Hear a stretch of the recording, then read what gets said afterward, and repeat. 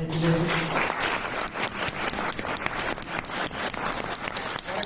a great day. Before I get started, I do want to recognize, I have some names of some elected officials. Our mayor of Hawthorne, Becky Randall, raise your hand, thank you. Mayor Hopkins, in front of you, and I think I saw former Commissioner Helen Warren walk in. Helen's over there on the side, sitting in the You know, there are so many people to thank for where we are today. Where we are today is significant.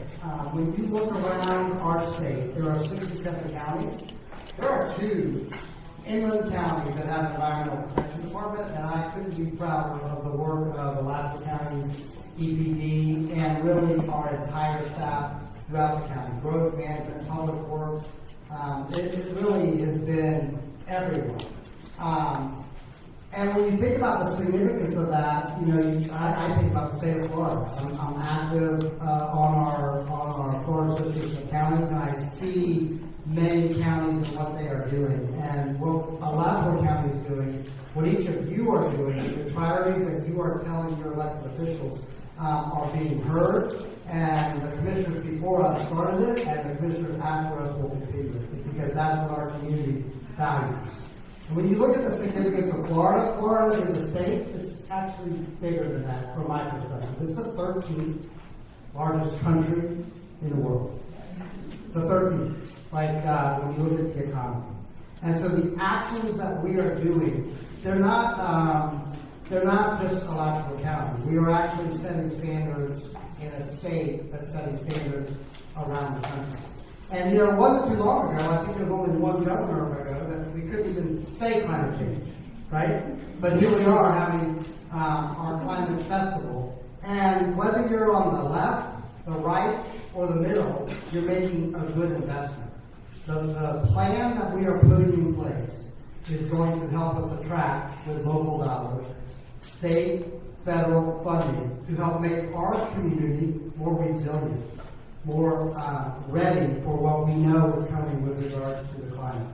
And so my role today as the county commissioner is really just to kick off the day to celebrate the work that our cities are doing, to celebrate the work that our community is doing, and to really thank you and welcome you to what is going to be a really, really super day. And so with that, I'm going to turn it over to one of my heroes, and I see a lot of my heroes out there. I've already said it, all around these booths. You all are the heroes that give this commission the direction to do the work that we do on behalf of you. So I'm going to turn it over to Mr. Hofstadter, Steve Hofstadter. Thank you, Commissioner. And again, thank you for all of you coming here today. Great turnout. I know there's so many more who are helping and supporting our plan. So I'm going to be quick because we are a little bit behind time. And I'm going to introduce our next speaker in just a moment. But I just want to recognize not only all of you here that helped us get to this point, but all of the political leaders, the community leaders, the nonprofits, the citizens that have made, basically put in place our ability to get here today. We would not be here today for those who worked so hard in the last 2 decades to get us here. So I just want to recognize all the prior commissioners, city commissioners, managers that helped get us here today, along with all the citizens that are supporting this effort and believe, as Ken said, in a plan that helps the entire community be better and be better prepared for what's to come. So I'm not going to say as much as I was originally. I'm going to turn it over to Jennison Kipp. Jennison Kipp is our resiliency specialist for Alachua County. She came on board earlier this year, but she has been on our Citizen Climate Advisory Committee from the start. So for 5 years, she's been one of the leaders of our Citizen Climate Advisory Committee, helping us get to this point. So even though she's a new staff member, she is not new to our effort here and has been really a part of this from the start. She's going to give a kind of an overview of the plan because, as many of you may know, if you've looked at this plan, it's 140, 160 pages, 260? 220. Yeah, there you go. It's growing daily. And I don't want to steal her thunder. She's going to get into the details of the plan. But it's been an incredible journey to get at this point, and that's why we're here to celebrate the completion of the plan. And as we've already said, and as Missy has already pointed out, now we get into action. Now we start doing what this plan says we ought to be doing. So that should be our next step. So without any more time, I'm going to turn it over to Jensen.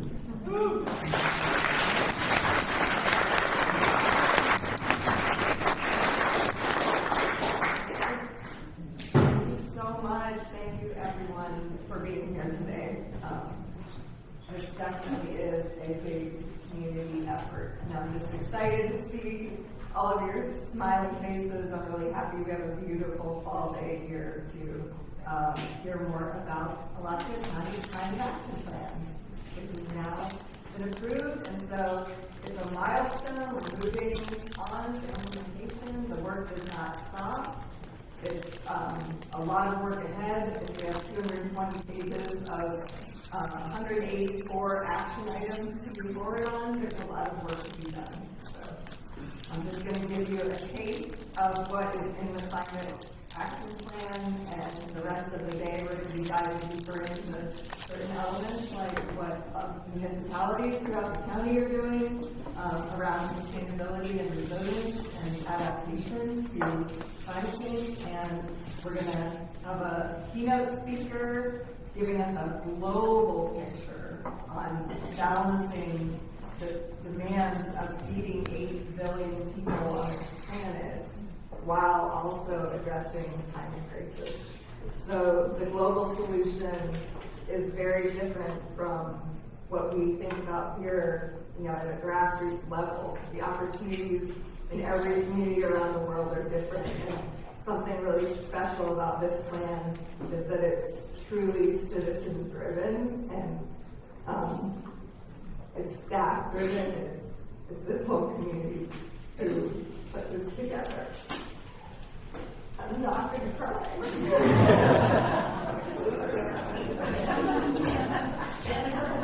Jennifer, do you have like a one-page summary of the plan? You got ahead of me. I'm so sorry. Well, now that's good. Did they plant you as a seed to ask that question? Yes. Okay. So we'll get there. And I don't have very many slides. I'm going to try to go through this quickly, but I do want to say that when you came in and signed in, we were passing out just a little piece of paper that says plan, protect, and pollinate on it. And if you don't have one of those, if you could raise your hand or look around, I think Ava's got a staff folder on there. But I have just a little exercise that I'm going to ask you to do as I go through my slides. And give us a little bit of feedback that then we'll compile after the event and give that to you. So if you will indulge me and find this piece of paper that says plan, protect, and pollinate, and find a pen if you have one. That would be wonderful. Okay, so I'm going to go into just some highlights of the Climate Action Plan. The purpose is to guide, develop, and cultivate environmentally, socially, and economically resilient strategies and solutions to climate change for the whole community. So it's a big strategic plan. The final plan and its entirety, along with the climate initiatives that are being led by the county, including the Citizen Climate Advisory Committee, are all posted on our climate initiatives page, which will be updating and transitioning, along with implementation of the plan, transitioning to a dynamic dashboard. The content, and again, I'm going to go through this quickly. I'm not going to go into too many details, but the plan itself has a message from the manager, executive summary and introduction, and then there are 8 topical chapters that will be added to with a 9th chapter focused on the circular economy. Within each of these topical chapters, there's a section that was added in the last iteration of the plan that focuses on people, planet, and profit, or what we call the triple bottom line. So for those of you who don't know, and don't hold this against me, I'm trained as an environmental economist and an environmental engineer. And I really believe in, being able to talk across all disciplines and really try to, connect across disciplines to find systemic solutions to systemic problems and challenges like climate change. And so that triple bottom line section, we know it's important. It addresses every aspect of our lives, and it's the bottom line that these resources that we are working to protect are what enable us to survive and thrive here in Alachua County. So that will be chapter 9. We'll be working on a circular economy chapter, and then the other chapters you see here. The appendices include references to the comprehensive plan. So this climate action plan is a strategic document that aligns with and supports revisions and improvements to the comprehensive plan, and vice versa. It's very dynamic. However, it is not policy, so it gives us the ability to be very flexible and adaptable when opportunities arise to, maximize every dollar we have to invest. We can maximize it. We can be flexible with the range of action items and strategies that are in the plan, and jump on those opportunities when they come to us. So this is a quick timeline of the last 5 years from when the Citizen Climate Advisory Committee was founded, and in 2020. And then since then, this is the 3rd annual event that Alachua County has hosted. So there was a climate fair 2 years ago, and a climate summit last year, and now here we are today at the Climate Festival.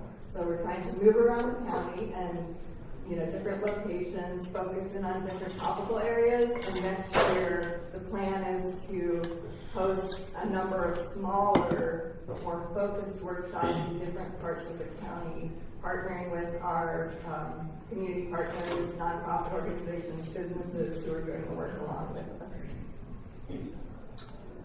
All right, so now the paper. I'm going to do this 3 times. So this is the first one for you to practice. So I want you to finish this sentence. So we are the I'm part of the Environmental Protection Department, right? So our mission is to protect these natural resources. So when you think about these natural resources, how would you finish this sentence? So the most important place or resource in Alachua County that we need to protect is, and I know there's no single place or resource that we need to protect. We need to protect all of them. They're all valuable, but for you, and sometimes I ask folks to close your eyes and imagine your favorite place to be in Alachua County. You could be outside right now or not here in this room, wherever you want to be. So think about it and finish on that piece of paper, finish that sentence. The most important place or resource in Alachua County that we need to protect is, and that goes under the content. I didn't miss the plan slide and headlines, but I'll come back to it if I did. All right, so real quickly, leading up to today's event, some of the board motions that happened recently. So on August 26th, we had a comprehensive workshop with Board of Commissioners that was a review of what we were calling version 2 of the Climate Action Plan, although it had gone through several iterations already. And then on September 9th, our new strategic guide was adopted. And within that strategic guide, under the environment and conservation focus area of the county strategic guide, it says, right there, the purpose of this climate action plan, and this is, that we adopt and implement the climate action plan. So we've gotten to the acceptance and adoption phase, and now we're moving forward with the action. So the important part about that is, again, I mentioned it before, but how it's aligned with the comprehensive planning. So I'm going to ask you to think about, because I think I'm missing it. I want to go back to the plan, okay? So the first item on your little worksheet, knowing that we have accepted and finalized the Alachua County Climate Action Plan makes me feel ... And I apologize, I don't have the slide, but maybe I have it out of order here. Makes me feel knowing that we have completed it. So we're at a milestone. And you can just write a word or two or a phrase, whatever comes to mind first. And I'll continue. So some of the updates following that board workshop, we added the manager's message and an executive summary. This was since August. We addressed some questions around how this strategic document relates to things like the comprehensive plan, and how are we actually going to implement it. And then corrected some errors that were in that penultimate version. And then to your question, Miss, in the second row that you asked, we began drafting one-page snapshots of the overall climate action plan and chapters and topical areas for public outreach. And so Ava Valines, who is our current resiliency office intern, did a fantastic job of, and she's worked with others, and I want to you guys know me too well, but I want to thank Sophia, please. She's laughing. Sophia Bailey and Ava Valines and people in Hostel in the room. And Avery also, please. Avery Gladson.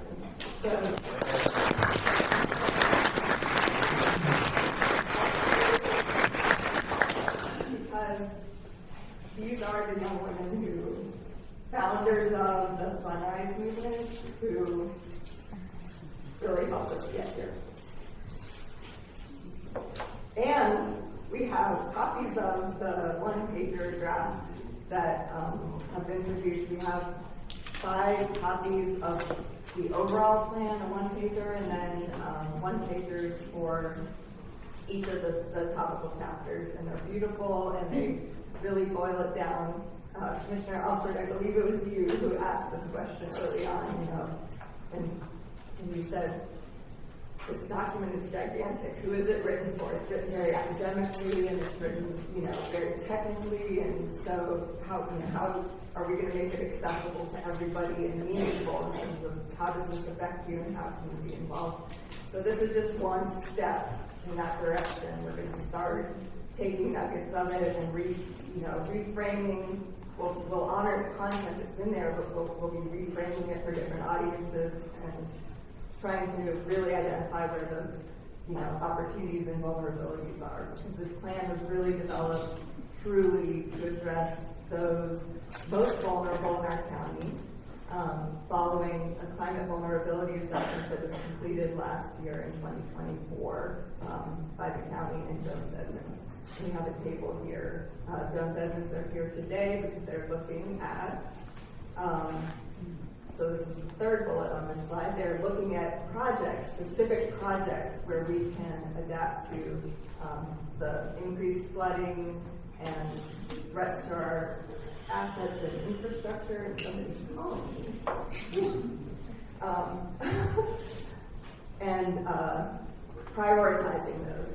Like everything in life, everything involves trade-offs, and every dollar could go to any investment that we're looking at in the plan.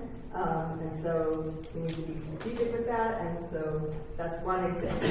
I said I was going to go fast through this. So another one at the top there, the Lydia B. Stokes Foundation, grant-funded county building solar array and community investment fund.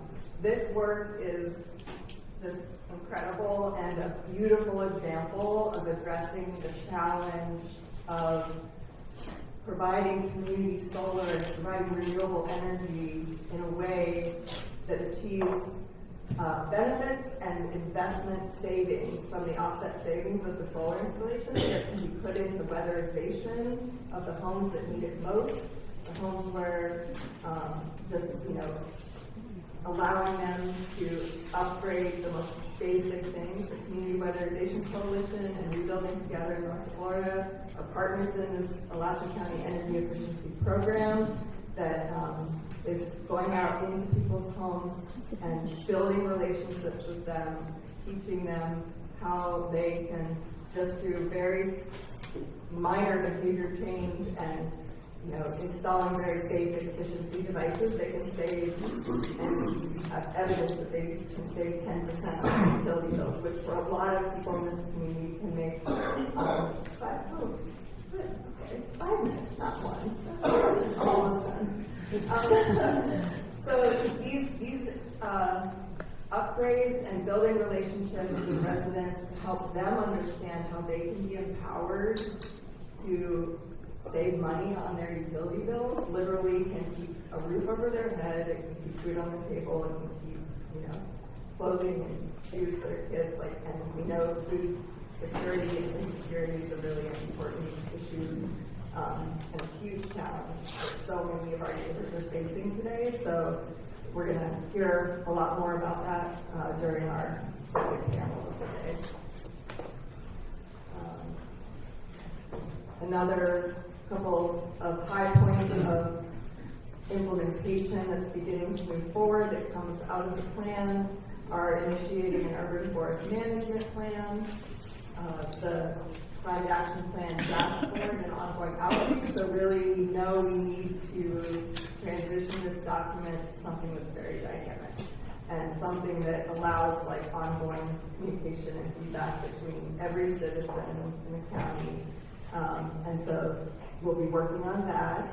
And then I already mentioned the circular economy chapter that we're going to be developing based out of that, with the starting point of the People, Planet, Profit that's within each chapter of the climate action plan. Okay, third one. So I'm coming back to this paper again, and this is again the theme of this festival, the Plan, Pollinate, Protect. I'll read it to you, but then I want to recognize and ask some folks in the room just to stand. So, I work to pollinate climate action and resiliency in my life and community through. So it's a long sentence. And pollinate, yes, we are borrowing from our pollinator friends who are non-human. But I always talk about how we as people really, to connect all the dots in a very complex system, like climate change, or just our natural ecosystem, we all have to be pollinators and sharing with each other. So a lot of our progress and momentum and identifying where we can actually do something real, whether it's as an individual, in our own households, or in our communities, it's through conversations. It often starts around climate, it's just talking about climate. You don't even need to say the word climate necessarily, because it's affecting so many aspects of our lives. But I feel like this room is full of pollinator heroes, climate ambassadors who are doing this work every day, not even saying I'm a climate specialist or I'm a climate, you don't have to have that title, everybody's doing it. And so I just want to thank you all for your work. And I want to mention that, or I want to say that there have been 30 citizens now who have served on the Citizen Climate Advisory Committee. And I think, you were already asked to stand, so I won't ask you to stand again. I just want to thank everybody. And they are all acknowledged at the end in the plan. Everybody is named who has served on the Citizen Climate Advisory Committee. There were over 70 authors and contributors to writing the plan. And Cornell stated in his welcoming comments, I mean, this work has been going on here in Alachua County for decades.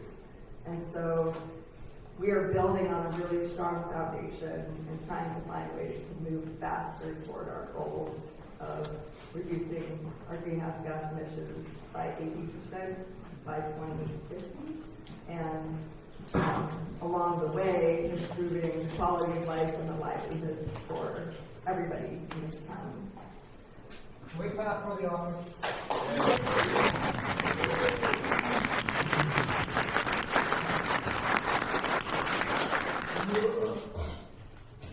I had, okay, so that's actually my last slide before the municipal panel. But I do want to tell you, I've had a presentation that had a whole bunch of beautiful photos in it of so many of the people who worked along the way. And my computer decided I wasn't supposed to show you that presentation. It's in the ether somewhere.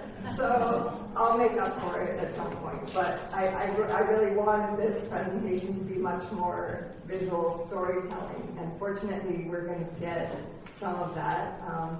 I want to recognize that we have 23 tablers, exhibitors, including staff from across the county. We have partnering organizations. The list of exhibitors and tablers is on the back of your agenda. There's a whole list there.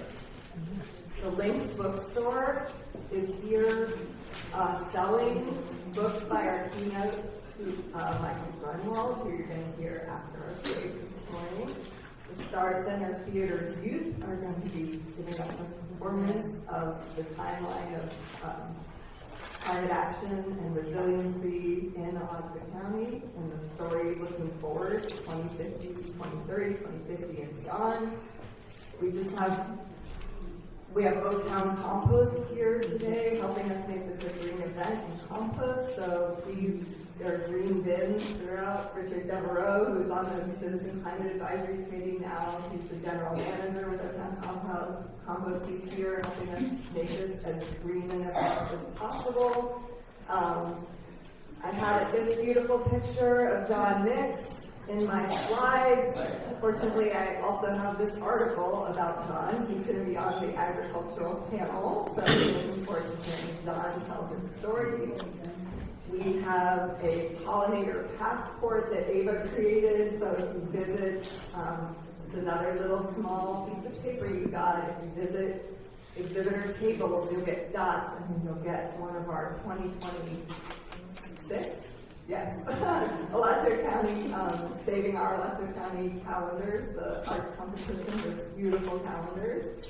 And there's several more coloring books. There's so many things to see at the exhibitor table, so please visit them. I even roped my neighbor and my children into coming to exhibit on Bicycle University, which you haven't heard of it. Helps. Yeah, I'll let Gary, the head of Bike University over there, and my kids tell you about Bike University if you visit that table. And we have coloring books from the Cultural Arts Coalition. They have, well, how many years? How long has this coloring book been around in Wanda? Oh, really? It's only been around for 1 year? Oh, wow. So excellent. So Mkwanda was gracious enough to allow the county to brand an edition of this for the Climate Festival. We didn't change the content. The content's beautiful. Melissa Desau worked on it with Mkwanda Dodd, the Cultural Arts Coalition, and it's all about pollinators. Come learn with us in the garden, a coloring book all about pollinators. So we have copies of this coloring book you don't have to be a child to color still. So we invite you to visit the Cultural Arts Coalition table and have one of these coloring books as well. And I know I can't call out every single community partner who is here today. I wish I could, but I just want to thank you all for your participation and for doing the hard work that is climate resiliency. So, thank you very much.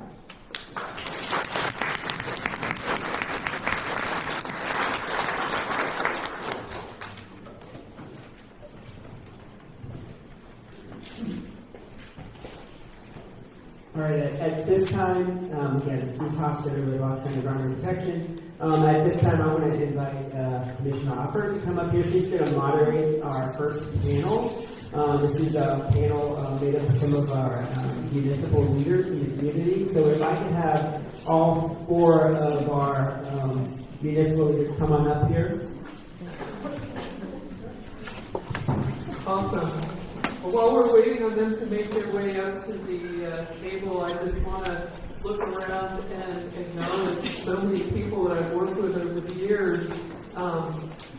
I'm also an environmental engineer, and I grew up in this community, so I look around, I see my next door neighbor growing up, I see Sergio over there, I see folks like in Quanda that I've worked on with issues with children, I see folks from from the Sierra Club that I've worked with folks that Lacey that I've worked with, planting trees. There's just so many people here that have done so many things. Nancy Barrett, who I've had so many conversations about food with. It's just amazing to see you all here, and thank you for coming. So we have everybody up here now? Okay. Well, we have Mayor Randall from the city of Hawthorne. Yay!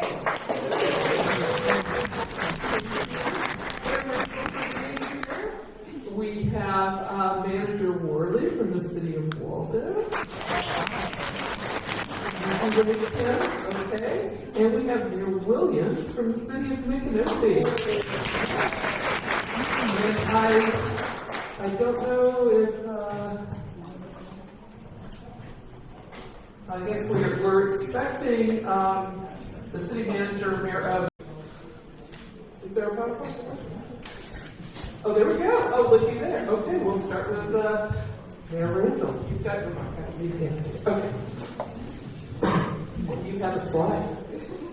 All right, good morning. I am super excited to be here again this year. I had the privilege of sitting on the panel last year, and I enjoyed it so much that I agreed to return. So thank you, Stephen. So up behind me is just a slide of some of the initiatives that I have been able to steward over as the mayor of Hawthorne. The first one was just outlining a wastewater infrastructure project that is currently about 40% done in the city. That is very significant for us because our wastewater system was a refurbished system from its inception. And so any kind of investment, it was like of high time that we got it done. So I'm proud to say that my council has pushed that project forward. The second one is just outlining a downtown initiative that I didn't secure the funding. The previous mayor before me was able to secure that funding from the state, but under my leadership, we were able to get it implemented and getting that project underway. And it will essentially prevent flooding while also taking care of our stormwater. And it will go into our downtown lake, and that will have a regional impact even over on Putnam County side. So we're super excited about that project also. The third one is just outlining something that we were able to do earlier this year with the county and that second local agreement to do some tree planting in the community. And we're excited to have that project underway. And lastly, it's just outlining the sustainability efforts. Honestly, that last bullet point came from a project that's kind of near and dear to me, and I see two of the women that honestly put the flame under me to even have this climate fight. And I want to acknowledge them, Ms. Nkwanda Jai and Ms. Mariana. They were able to come out to the city of Hawthorne and help us to host our very first Sustainability and Resilience Summit. And it was so weird because we had it the day after a hurricane hit Alachua County. So very relevant work, but it was a super good event for our community to just keep the conversation about how to stay conscious about climate impact in our community. So I'm super proud to say that we were able to complete that. And that does it for me. Thank you.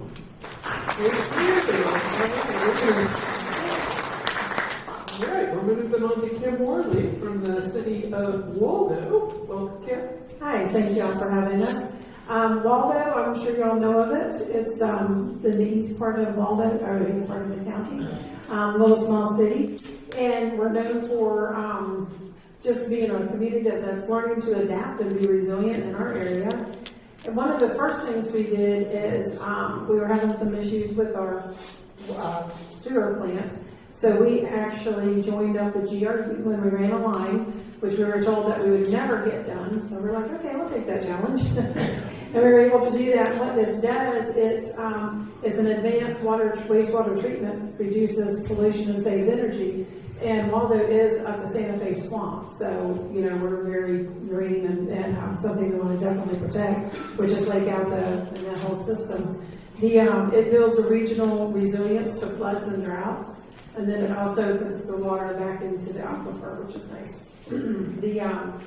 And then Waldo, if you look at us, we're surrounded by wetlands, so we're going to be green basically just because, but I'm grateful for that. I was actually born in South Florida in Hollywood, and if you've been down there lately, there's not much green space at all. So, and then we are also, we use it as our infrastructure. With the wetlands, they absorb the stormwater and reduce flooding. The green space cools the town, and it was funny, we had a thing for July 4th, and Mayor was standing out in the sun, and I was like, oh, if you come over under the tree, it's so much cooler. He walked over, he's like, it's July again, it's still hot. But it was definitely a difference. So if you come to the park, you can go stand out on the asphalt on Highway 44, and then go stand under a tree, and you can see how it really helps to have the trees. And we have forests and wetlands, which store carbon and improve the air quality. And then the biodiversity enhances the ecosystem and community resilience. And then our natural assets support recreation and the local economy. And we have been working forever to try to get the bike path to come on through Waldo. So maybe one day, hopefully before I die, we'll see. But we're also a wildlife corridor. And we have bears and foxes and all kinds of amazing things. And Mayor, he complains a lot because the bear gets in his garbage. And I'm like, well, quit putting the feeder out, and we probably won't do that.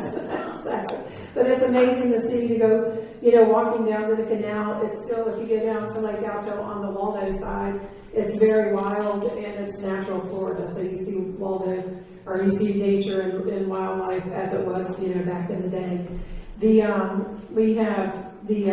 We've also, as I was sitting back there, we've passed ordinances so you can have 2 beehives in the residential area. You can have 2 chickens and a rooster, which is kind of driving everybody crazy. But, I like it, whatever. I feel like we're in the country anyway. And then we have a council member who, they raise butterflies. And he raises milkweed, so we're going to try to start planting that around and basically bring back nature and the butterflies and that type of thing. Because Waldo, back in the day, Mr. Godby had a huge farm. He created sweet potatoes. We had our first sweet potato festival this year. So we were known for a growing economy. We had all kinds of beautiful flowers and created a Waldo peach, all kinds of things. So we're trying to bring all of that back. And we do work with Lacey. She gets trees for us, and I think she said she likes our water best. The water the trees, we'll see when she backs me up on that. So Waldo is small, but we're mighty. We're working hard with the county to be resilient and trying to bounce back from the storms and the heat and stuff. And I think we're blessed where we are. We've been very able to keep our green space, and it's a neat little town. We're not just a drive-through like most people think. And so anyway, thank you.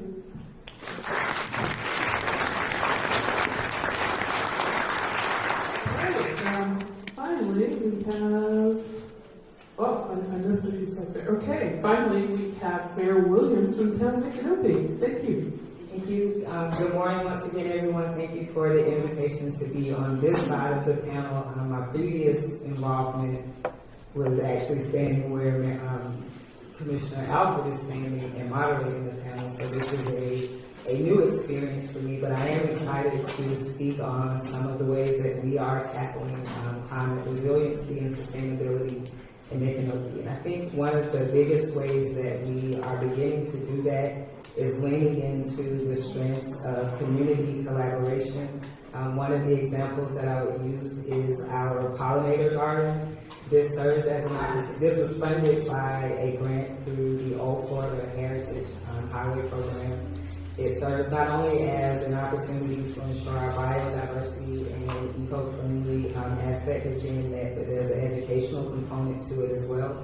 We have 2 back houses that are in Micanopy that also promote this eco-friendly standpoint. We're currently working on beginning a community garden, which is also putting sustainability back in the hands of our neighbors, learning how to use the land that we have on our own to be able to sustain, collaborating with businesses like Mosswood that have banana tree classes or baking classes, again, to put this right in your doorstep. On a corporate standpoint, we're also handling it improving our water infiltration infrastructure project. This has been a long-standing sore point in the town of Micanopy, so it's exciting to be at a point that we are actually moving into the construction phase of being able to provide quality water for our neighbors, which in turn, as you all know, promotes longer life, longer sustainability in your towns, impacting neighbors all the way around the board. Thank you, Mayor Williams. You know, everybody who's in the program, thank you. One thing that pops into my mind after listening to all 3 of you is all of you are doing projects that are going to raise the economic prosperity of your towns and also increase the quality of living of folks in your towns. And so this is a direct example of that people, planet, profit thing that Joseph was talking about earlier. So we have a couple of minutes for a couple of questions. So does anyone have a question that they would like to ask one of our panelists? Okay, we have a couple right here. A gentleman in the blue shirt. So you've introduced yourself. My name is Daniel Blumberg. I'm glad to be able to be here. I was curious, what do you think are the largest roadblocks in each of your communities to be successful in implementing your plans that you're trying to do? Go for it. Okay, so I'll go first. I think, again, understanding funding was one. I think a part of it is we want what we want exactly when we want it. Being able to understand how that funding cycle goes, being able to find creative ways to meet some of these disparities as well.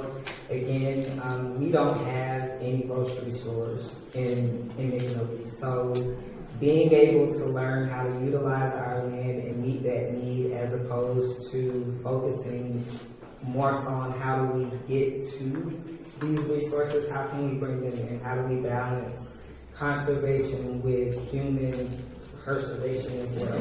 How do we conserve the land that we have, but also provide the needs that will meet our town? She's right. It's, we don't have the income that we need sometimes with the ideas that we have. You should see my Pinterest with all the ideas from all the, especially on our green space and our conservation part. But how do you balance growth but keep the green space and have the funding that you need to preserve your city? I concur with my sisters here. I'll also add to it, I think it's just awareness, community awareness, and getting information to the right people at the right time. And it's just, that seems to be the biggest barrier constantly, is we didn't know and we don't understand. So I can go back to us even doing the Resilience Summit. A lot of people shied away from it because it was either, and I love the way the group put it at the time, climate defenders and climate deniers. Well, if you just bring it to an open space concept of, does your AC run more during the summer now than it did 20 years ago? Does your window panels make a difference on energy consumption? So when you bring it back to commonalities of every household, then you can really push the work forward. So it's just finding the commonalities from all the constituents that we serve, I think, is the biggest impact. If I can also just add one other thing, a strength that helps overcome that roadblock, if I could just echo what Mayor Randall just said, is going back to community awareness and involvement. Our tree committee is a very essential part of our town leadership, even if they don't sit at the dais. Our tree committee has led to us being recognized as Tree City USA several times. They helped us implement a vegetation and mapping plan with Duke Energy that ensures when they come into the town that they are being diligent in how they are trimming the trees, and that we are also, again, taking care of the things that are around us. So a big part of that is also leaning into the resources that you have in your towns. If you have community advisory boards, trust them to make the decisions that they are making. And I think that if you allow those people to fill the lanes that they fill, it makes it easier once it gets to the top part to do what we have to do. Thank you. Well said. All right, we have a few more hands. I saw this one over here first. Yes. Do you anticipate and/or are you experiencing any significant pushback from any entities, groups, corporate, federal, state, or otherwise in your efforts to do what you're doing? Repeat the question. So the question is are you experiencing any pushback significant pushback from any entity, organization, state, federal, private, corporate? Any pushback from any large organization at all? Or government? Yeah. Okay, so I wouldn't say from any specific entity. The pushback, if I could be honest in a safe space, would be again, how do you balance the ideas with conservation? Conservation is very big and important to me, and I wholeheartedly support that because respecting the historical integrity of our town and the surrounding areas is very important. However, if we're going back to resiliency in terms of being able to provide valuable resources and food for our neighbors, how do we do that and conserve that land? So when we're talking about community awareness, it really is having those discussions. We just completed our vision and planning session last year. This gave us an opportunity not only to say what we wanted from the leadership side, but to actually sit at a round table with our neighbors and map out how do we see our town now, how do we see it 10 years from now, how do I wish to see it not necessarily as a leader, but as a parent of 4 children. What legacy do I want to leave in place for them? So that community awareness and collaboration really does go a long way in terms of restructuring and pushback. Anybody else want to add to that? I will answer by saying no, not so much. I will say that we're conscious of when we're having conversations with our corporate partners to let them know what our alignment now is for the city of Hawthorne, and we've gotten nothing but support of them understanding the integrity they're going to keep when it comes to the conversation. I'm going to be the other side and say yes. For us, again, if you look at Waldo, we literally have 2 major highways that separate our town. And so we have a hard time with DOT where we want to slow down traffic. Their job is to push traffic through. So that's been a give and take. And we did do a 10-year study with Mary Ellen Wheeler helped us with that. And literally at the 12th hour, we had a new group of citizens come out and go against it, so it didn't pass. But for us, having 2 major highways that you have no control over is an issue, and they don't understand. They don't live there. So, we're like, if you walk across the street to get to the post office, for example, it's a 4-lane highway. And that's one big issue for Waldo. Okay, we have time for one more quick question. Okay, I haven't done this side of the room, so Ellen. Thank you very much for your candor. I'm Ellen Siebel with the Clio Institute and also kind of a fly on the wall for the Citizens Climate Action Committee. I've got a 2-pronged question. You guys were powerful last year. You're powerful again this year. One question I have is, what is the system for us citizens to understand that you are working on reducing greenhouse gas emissions together with the county? Because I know the county has a goal. I haven't heard that come from the smaller cities yet.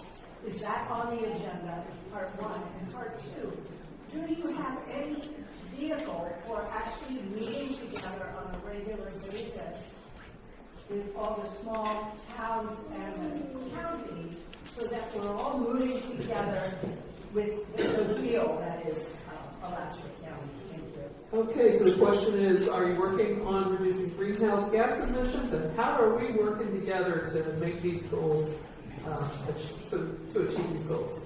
For Waldo, we have a good relationship with the county, and being small like we are, I call them all the time for literally everything. And so I think we're excellent partners as far as that goes. And we meet yearly. We have a joint meeting yearly with, I think they were all those small towns.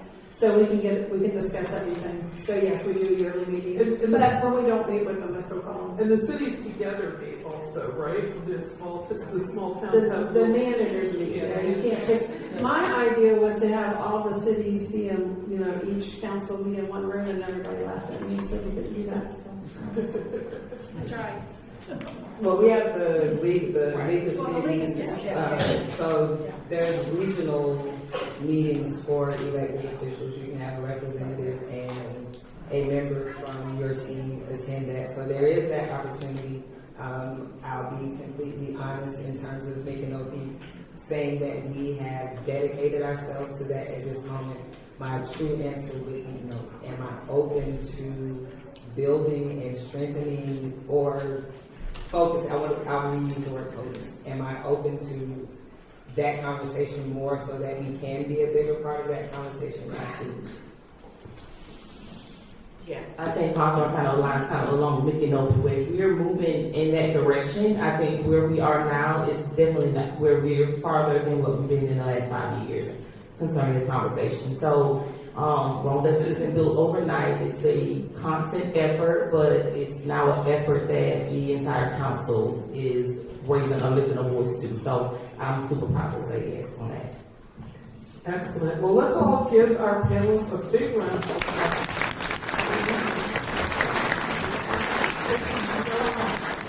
I know there are more questions, so all of you have little cards on your table. If you write down your questions, we'll collect those cards later, and we will get back to you with those answers. So please, if you have questions, we are encouraging questions today. We want to answer your questions, but we are just short on time, so we will get to them. All right, thank you.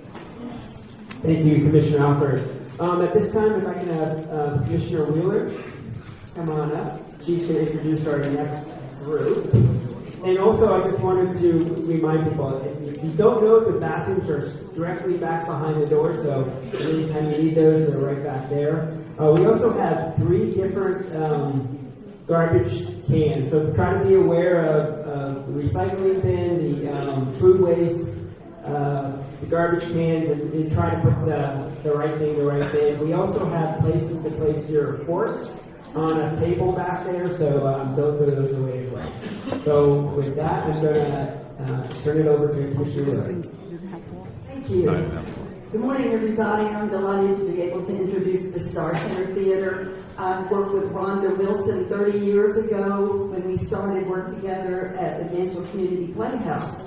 One of the stories that I can tell about Rhonda is that it never failed that a night before a show would open, and I did costumes for her, it would never fail that she would come to me and say, "Oh, I found 2 more kids that I need to put in this show." And so we would scramble to try to make sure that those children got on that stage. That happened 30 years ago. And 30 years later, we have an amazing group of young people who have come from that incubator. Rhonda has made it possible for these young people that I've watched from time to time come through her theater from little bitty to now big. And we are watching her prepare our community activists. Those are the folks who are not going to be afraid to stand up in front of a group and speak their truth. And so I am excited to introduce this group and Ms. Terrell. I haven't had a chance to work with you as thoroughly as I have Miss Rhonda, but I have watched you in action, and you have done amazing things with our young people. And I know that the confidence you've given them are going to set the stage for them as community activists and also political activists. So thank you very much, and it is my pleasure to introduce the Star Center Theater Troupe.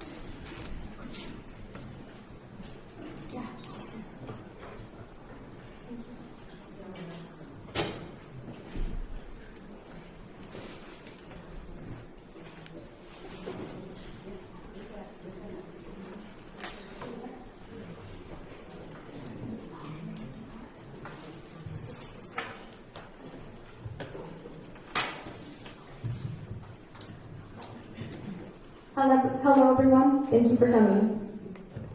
We're going to be starting off with a song. We're on a mission today with the Climate Action Plan on the Climate Caravan.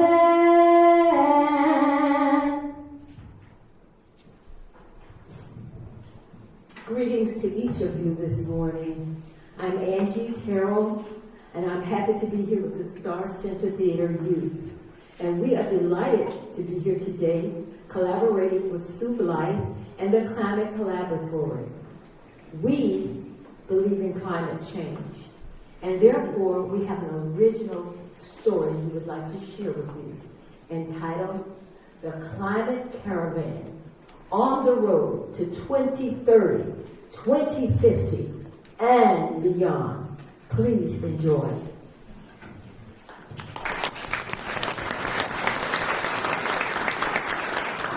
The year is 2050. The world is celebrating the Earth's temperature rising back down.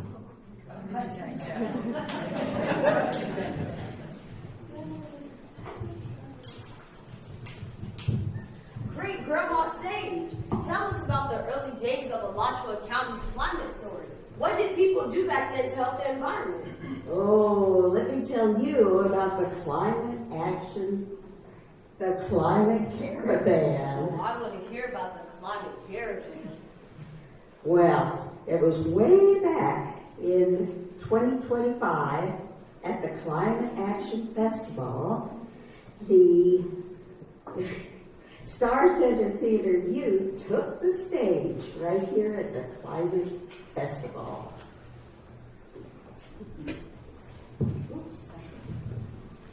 It's 2025 at the County Climate Festival Caravan right here in Alachua County, Florida. It's hurricane season again. I heard that storms are getting bigger and stronger because our planet is getting so warm.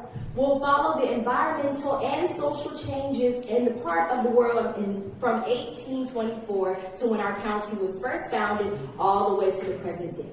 Back then, when Alachua County was founded, people cut down forests for plantations for farms and towns. Then they started burning coal for our trains and oil and gas for cars and planes. Today, we understand that humans have changed the balance of nature, which will affect all life for many generations to come. I wonder what people are doing about it. I wonder what can we do about it. Hey, look at that. There's Helen Warren. She's out walking her dog. Neighborhood about our climate. Great. You go ask her some questions about the climate and I'll prove it. Helen Warren, what's your climate story? Wow, that's really a great question. Well, it all started back in 2019 when I was serving on the city commission. And I was approached by a member of the local climate reality group who asked if I would approach the city commission and ask them to make a proclamation that recognized we are in a climate emergency. Well, they didn't need to convince me. I went right to the city commission at the next meeting, made the motion, which was accepted unanimously by the mayor and my fellow commissioners. And shortly after that, the county did the same thing. And then the city and the county started working together on this climate action plan. Well, how can people support the climate action plan? Oh, wow, that's a great choice. Great question. You people, and all of us, we have many choices in the foods we eat and the products we choose to buy. And then if we choose to recycle those items to do the right thing. We know there's a climate crisis, and we want to help too. What can children and youth do to make a difference? Oh, you guys can do so many things. You can talk to your friends, your neighbors, in your schools. You have an influence with what you say and what you encourage others to do. And get out there, support the people and the groups who are doing the right things. You can write about them and advocate for them and share the story with others. We can't do this alone. There's an urgency to do this all together. We're going to need help. Lots of help. Well, you're right. It will take a lot of effort, but it can begin here. And with interviews, we've got roving reporters. That's a big thing for you guys to be able to get out there and ask the questions, find the groups who are doing the right thing, and encourage other people to support them too. Get your parents involved in the process. They really do care about what you have to say about your future. Your fellow students and people in your neighborhood will listen to you. Speak up and show up. Thank you. Thank you so much. And just remember, this isn't the beginning or the end. It is the beginning of a new story. And get out there today, the rest of the day, and get those interviews in as roving reporters. The people are going to find out what energy and power you all have. Thank you. All right. We will do that. Well, have you heard? We got a climate action plan. We need to make it so simple that a child can understand. We could write a storybook. Right, and it may encourage children to go out and tell their families that make a difference in the community. And to make videos. We'll call them roving reporters. The roving reporters can get videos about who is doing what to make a world that works for all. We'll tell stories about real people. Yeah, with people of all ages, playing their own part, doing what they do at their homes, schools, and communities. Let's take our show on the road to cities and towns across Alachua County. Let's go from town to town with our climate caravan.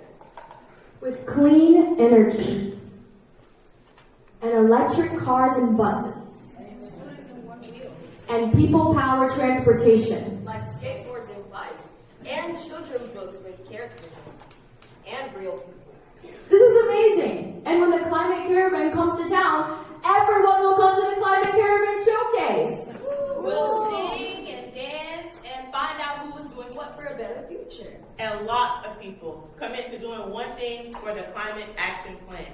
And for Earth Day in April, we'll tell the story of how our human family is learning to create peace on and with the Earth. We'll need a marching song to take the climate caravan around Alachua County. Let's sing for the climate. All aboard the climate caravan.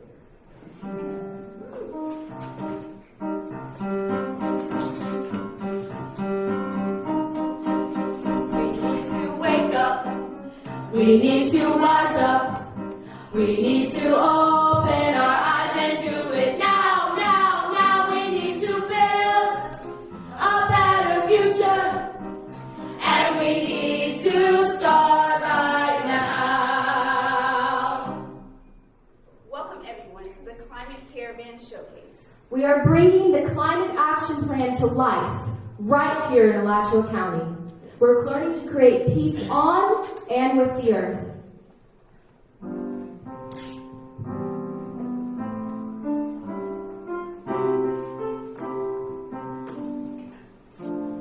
Let peace begin with me. Let this be the moment now. With every step I take, let this be my solemn vow. To take each moment and live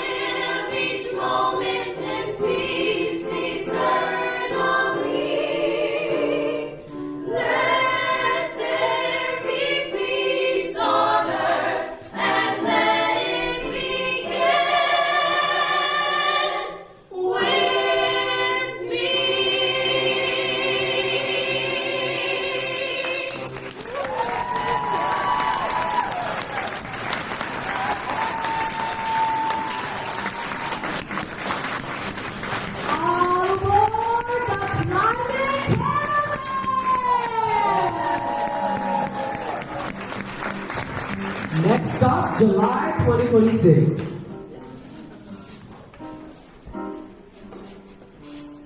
We're on a planet that has a problem. We've got to solve it, get involved and do it now, now, now. We need to build a better future, and we need to start right now.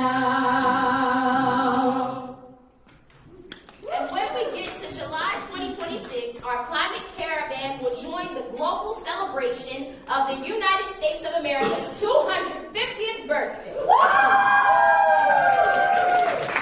celebrate 250 years of our independence. And our interdependence with each other and the natural world.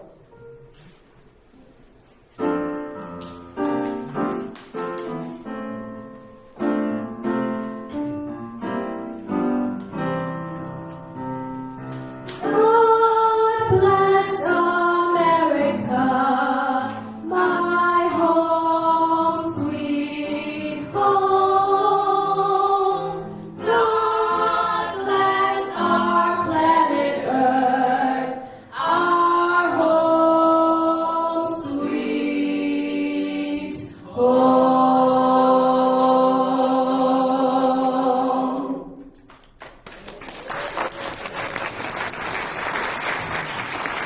We are back today, here now at the Climate Festival in November 2025. We'll take the climate caravan on the road to 2030, 2050, and beyond. All aboard the climate caravan. This way.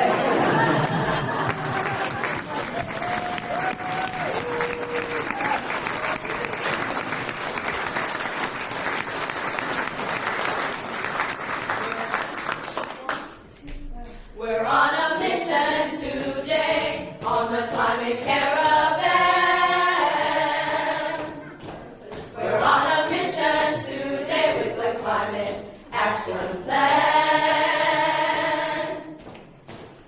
On the climate caravan with the climate action plan.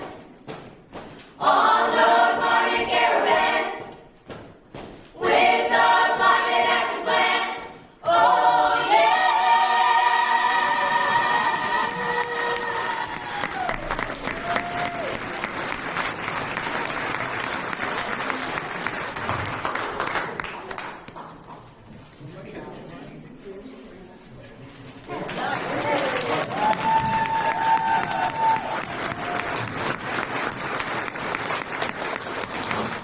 Thank you to the Star Center Theater Youth, and we're just so pleased to be taking the climate caravan on the road through Alachua County.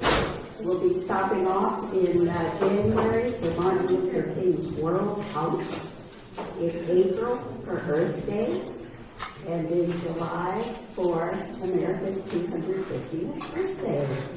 And so we are going to be coming to a town near you, but virtually.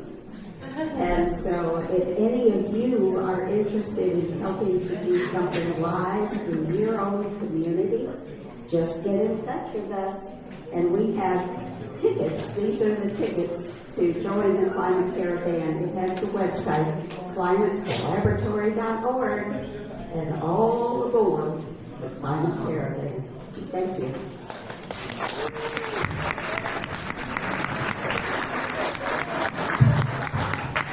Thank you, Sue, and again, thank you to all. I don't know about you guys, but now I'm feeling invigorated. My heart is pumping. I'm excited. I'm not going to sing. So at this time, we're going to take our first break. We've actually stayed on time here. So. Clock one. Okay. Okay. Thank you, Genesis. It looks like everyone is pretty much back. So at this point, we have our keynote, Michael Grunwald. I was lucky enough to hear him yesterday speak, and so he's got I think he's going to have we're going to have a good discussion here following what he's going to present. And he's not going to hold back on really the challenges we're facing. And I think that's healthy for all of us to hear that conversation. I do want to point out these cards. If you do have questions, write them on these cards and we'll come around and try to pick them up. Either look for me or Jensen, wave them and we'll come pick them up. We may have a lot of questions, so we'd like to have you write down your questions first, and we'll try to go through those questions and try to get as many of those questions answered as we can. So Mike Grunwald, if you haven't seen it yet, if you came early, his books are out in the lobby, and after his talk and after the panel that follows. He'll be available out there to sign the books. We have his current book, We Are Eating the Earth, as you can see up here, The Race to Fix Our Food Systems and Save Our Climate. And that's mainly what he's going to be talking about this morning still. And another one of the books he has is The Swamp. For those of you who are from South Florida, this is a must-read. It is really fascinating information about our challenges to save the Everglades. So with that, I'm going to introduce Mike, if you want to come on up.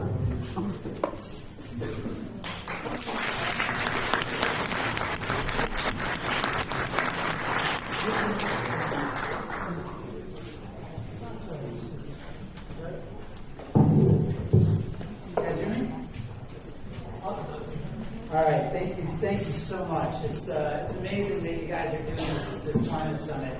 I know it's rare in Florida. I don't even know if we're allowed to say the word these days. Right? Yeah. A little louder? Here, let me solve this better. Yeah. Okay. Yeah, next year you're gonna have to call it the Resilience Summit or something. Tough times. But I really appreciate it, and it's awesome that you guys are meeting on the weekend to focus on this stuff. So, we gotta eat. All 8 billion of us living and breathing and working and exercising on this amazing blue marble of ours, we all need food. And that means we need agriculture. We need farmers to perform the daily miracle of alchemizing sunlight and rain and soil into nutrition. We haven't figured out another way to do it. Today, only 1% of Americans farm, and as they often remind us, we owe them a great debt because they make it possible for the rest of us to be authors and professors and influencers and whatever else we want to do. Our food does not just magically materialize on grocery shelves. But here's an inconvenient truth. Agriculture is an environmental disaster. It's the leading driver of water pollution, creating nasty algal blooms in the Great Lakes, in a dead zone the size of Connecticut in the Gulf of Mexico, if we're still allowed to call it that. It's also the leading driver of water shortages. Uses 70% of our fresh water, sucking the Colorado River dry, parching the aquifers underneath California. It's also the leading driver of deforestation and wetland destruction and biodiversity loss. A lot of individual farmers care a lot about the stewardship of their land, but collectively, they're stewarding a mess. Agriculture and our food system is also responsible for about 1/3 of the greenhouse gas emissions that are heating up the planet. And that's partly diesel tractors and other fossil-fueled farm equipment that emit carbon dioxide. It's partly cattle burping and, farting. It's a real problem, even if it sounds kind of goofy. And it's partly nitrous oxide emissions from fertilizer that's literally made out of fossil fuel. But the main source of emissions is also the main source of all those other environmental problems. It's right there on the cover of my book in big bold letters. We are eating the earth. Agriculture is eating the earth. Most of us live in cities and suburbs, and we hear a lot about development sprawling into nature. And I know here in Alachua County, there's a real concern about development sprawling into agriculture. Well, cities and suburbs and other developed areas cover about 1% of the land on this planet. Farms and pastures cover nearly 40%. Agricultural sprawl is nearly 40 times as large as urban sprawl. We are losing a soccer field worth of forest to agriculture every 6 seconds. Our natural planet is becoming an agricultural planet. This might sound kind of Captain Obvious, right? Even those of us who do live in cities and suburbs, we can see all those circles and rectangles when we look out the airplane window. We know there's a lot of agriculture out there. Well, the Captain Obvious point of my book is that there's a lot of agriculture out there. Agriculture now covers the landmass the size of all of Asia plus all of Europe. And it's expanding every day. So we're on track to clear another dozen Californias worth of forest by 2050. We don't have another dozen Californias worth of forest to spare. So this is a disaster for frogs and slugs and other forest critters, but it's also a disaster for us and the climate. Trying to decarbonize the earth while vaporizing trees is like trying to clean your house while smashing the vacuum cleaner to bits in the living room. You're making a mess because you're blasting all that forest carbon into the sky, but you also cripple your ability to clean up the mess because forests absorb about a quarter of the carbon we pump into the sky, and they can't do it when they're no longer around. So it turns out that even if all 8 billion of us stop burning fossil fuels tomorrow, we will still broil the planet if we don't fix food and farms. And even if you don't care about climate, which I guess is not really relevant today, but the relentless march of farmland into natural land is our biggest ecological challenge. That's the source of this sixth extinction that you hear so much about. And again, none of this is a secret. It's all hidden in plain sight. But I realized in 2019 that I didn't know squat about any of it. I've been writing about the environment for 20 years. I've written a book about man and nature and the Everglades. There was plenty in there about cattle ranches and sugar farms, and I was still spectacularly ignorant about the threat what we eat and how we grow it poses to the planet. Because this is a nice planet. It's the only one we've discovered that's got pizza and reliable Wi-Fi and breathable air. So this is all really a big deal.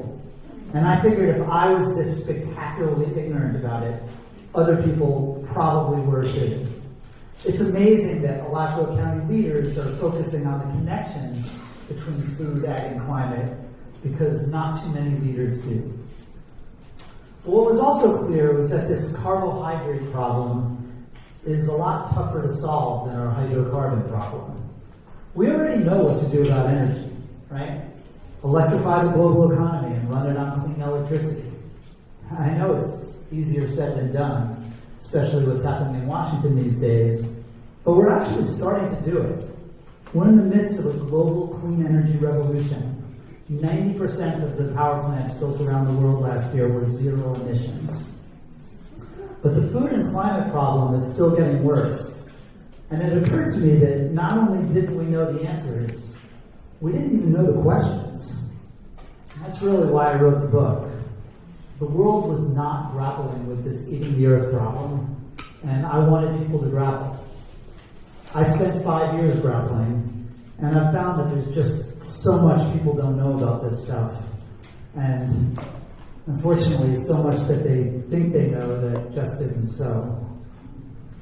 If you think the problem is just industrial agriculture, if you read Michael Pollan and you think this can all be solved by eating local, organic, grass-fed beef from regenerative farms where soil is treated with love and the animals have names instead of numbers, well, That's usually even worse for the climate and the planet than conventional feedlot finished beef.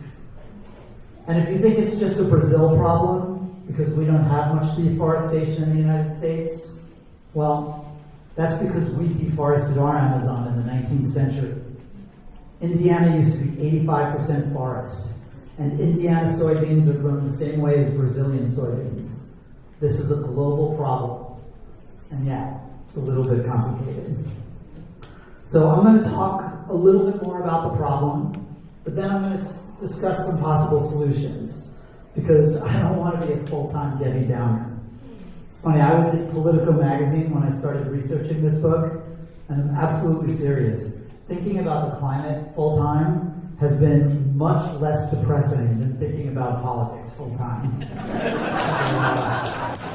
There really is some good news.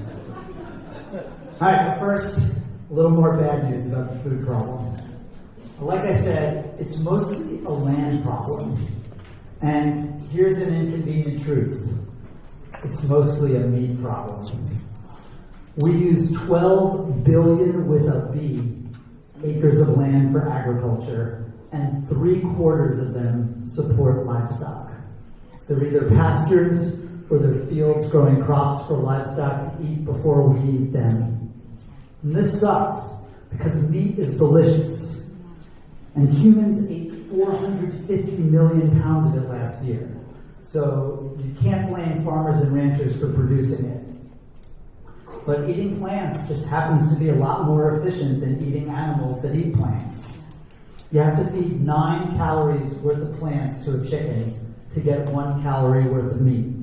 You have to support the feathers and the beaks and the breathing and the clucking and all kinds of things that doesn't make meat. And here's some more bad news. Cattle use 10 times as much land and generate 10 times as many emissions per calorie or gram of protein as chicken or pork. They are remarkably inefficient converters of their feed into our food. Dairy is really bad, but cows at least produce milk a few times a day. They only produce beef like once in their lifetime. So beef is really, really bad. In the United States, we use half our agricultural land to produce beef, and it produces about 3% of our calories. Oh, and humanity is expected to eat 70% more meat by 2050. That actually is good news for the 6 billion poor people on Earth who currently eat almost no meat. The first thing people tend to do when they stop being poor is to start eating meat. And in the global south and in places like China and India, we expect that to happen. But it's going to mean even more pressure on the planet. Beef is the #1 driver of deforestation in the Amazon by far. And #2 is soy that gets fed to chicken and pigs. When you eat a burger, you're not just eating a cow. You're eating macaws, you're eating the entire cast of Rio, you're eating the Amazon, you're eating the earth. So this is the challenge. To feed the world without frying the world by 2050, to reduce global hunger, and also have a chance of keeping global warming below 2 degrees Celsius, we're going to have to grow 50% more calories with 75% fewer emissions. We'll need to make more food with less land and less mess. We'll have to produce more nutrition over the next 25 years than we've produced over the last 12,000. And we've got to do it with no net deforestation and actually with some significant reforestation. So that's the problem. All right, wait. Before I talk about solutions, I'm getting there. There's one more Debbie Downer complication that makes the problem even more problematic. And that problem, ironically, infuriatingly, is climate change. We need to grow more food per acre so that we can use fewer acres to grow food. But agriculture is riskier than ever in a warmer world, as more intense droughts and floods and heat waves stress and kill crops and livestock, and pests and crop diseases invade new regions. It's a real threat to yields. We probably need wheat yields to increase by 1/3 over the next 3 decades, but some scientists suggested that climate change is going to reduce wheat fields by 1/3. It is no bueno. Okay, solutions. I really do write about dozens of promising ones in my book. And the first thing I should say about them, spoiler alert, bummer alert, is that none of them have gotten much traction. I'm super fun at parties. Look, I'm not going to bullshit you. This is a really hard problem, and we haven't really made progress yet. That's why I'm banging my spoon on my high chair about it. But I also remember that when I started reporting on climate issues 20 years ago, we hadn't made any progress on fossil fuels. Wind and solar were 0.3% of the global energy mix. A new documentary had just come out called Who Killed the Electric Car? So things change, but they don't usually change themselves. Quick joke from the book. How many psychiatrists does it take to change a light bulb? Just one, but the bulb really has to want to change. So, if we really want to change, how can we do it? I'm going to talk a little bit about the demand side, food consumption, and a bit about the supply side, food production. So, on the diet side, there are a ton of things that we can do to reduce our demand for land, and I can give you a long list, but there are really only 2 big things. Eat less meat, especially beef, and waste less food. Let me start with food waste, because it is insane that we waste at least 1/4 of our food. That means we waste 1/4 of the land we use to grow that food, and the water, and the fertilizer. We use a landmass the size of China to grow garbage.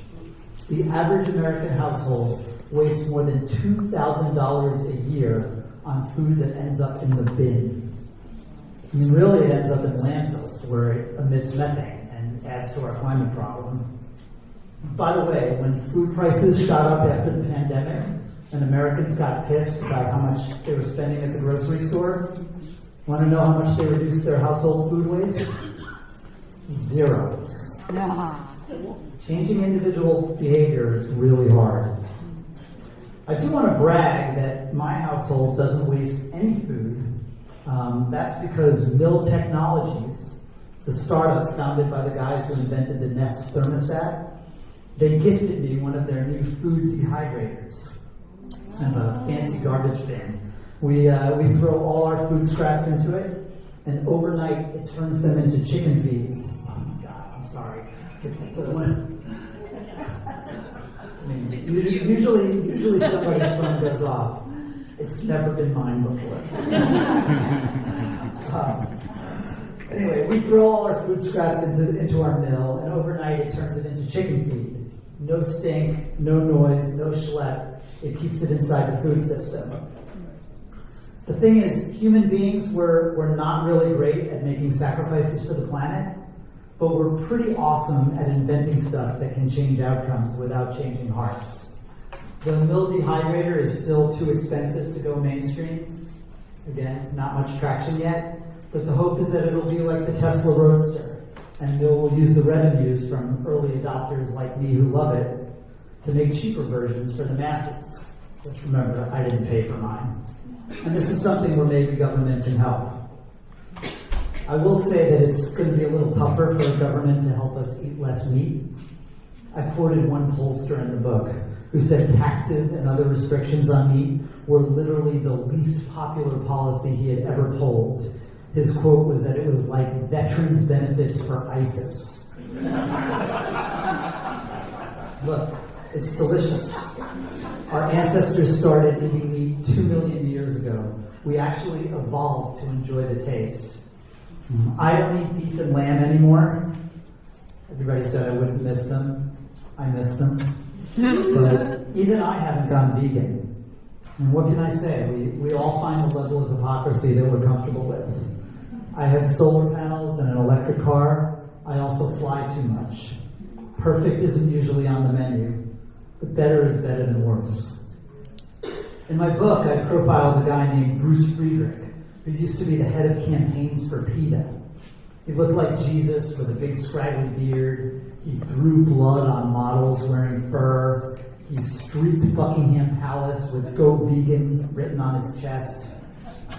But after 20 years of that, he realized that yelling meat is murder and shaming people and even educating people wasn't working. Now Bruce is the head of the Good Food Institute, the main group promoting meat substitutes. He looks like George W. Bush now. He dresses like a tech bro. He is a tech bro. He's given up on changing hearts. He thinks our only hope is to change meat so that it tastes just as delicious, just without all the deforestation and emissions and animal slaughter and antibiotics. I know everyone's making fun of fake meat made of plants these days, and the free state of Florida actually banned lab-grown meat made of animal cells. But alternative proteins are probably the most promising analogy to alternative energy, like wind and solar. I actually started reporting this book at the Good Food Institute conference in 2019, just a few months after Beyond Meat had the biggest popping IPO of the 21st century. It was suddenly worth a third as much as Tyson Foods. The exuberance at this conference was off the charts. There were serious discussions about whether it would take 10 or 15 years to get rid of the entire $2 trillion meat industry. I thought I was going to accidentally raise a Series A round on the drinks line. But then, of course, the boom busted. And I went back to the GFI conference in 2023 as I was finishing the reporting on the book, and it was all doom and gloom. Beyond had gone from $250 a share to $2. People were just writing off fake meat as a dumb fad. Well, personally, I think that's just as excessive as the exuberance. I tell the story of the rise and fall in the book. Look, the early Beyond and Impossible burgers, they were way better than those old vegan Hoppy Pucks. So consumers wanted to try them, but they weren't better or cheaper than meat. So consumers didn't want to keep eating them. It's an incredible technological achievement to construct meat out of plants that's 80% as good and only 50% more expensive than the real thing. But that's not a business model, even though it uses 90% less land and kills 100% fewer animals. So it's not there yet. The dogs didn't like the food. But the cow is a pretty mature technology, and fake meat isn't. It can get better and cheaper and even healthier. Again, especially if it gets some government help like wind and solar and electric vehicles have. My bosses at the New York Times ran an essay about lab-grown meat titled "The Revolution That Died on Its Way to Dinner." And it talked about how the industry had been around for a decade and hadn't even made it to market. Well, governments around the world spent $300 billion on agricultural subsidies last year. They spent a few million on cultivated meat.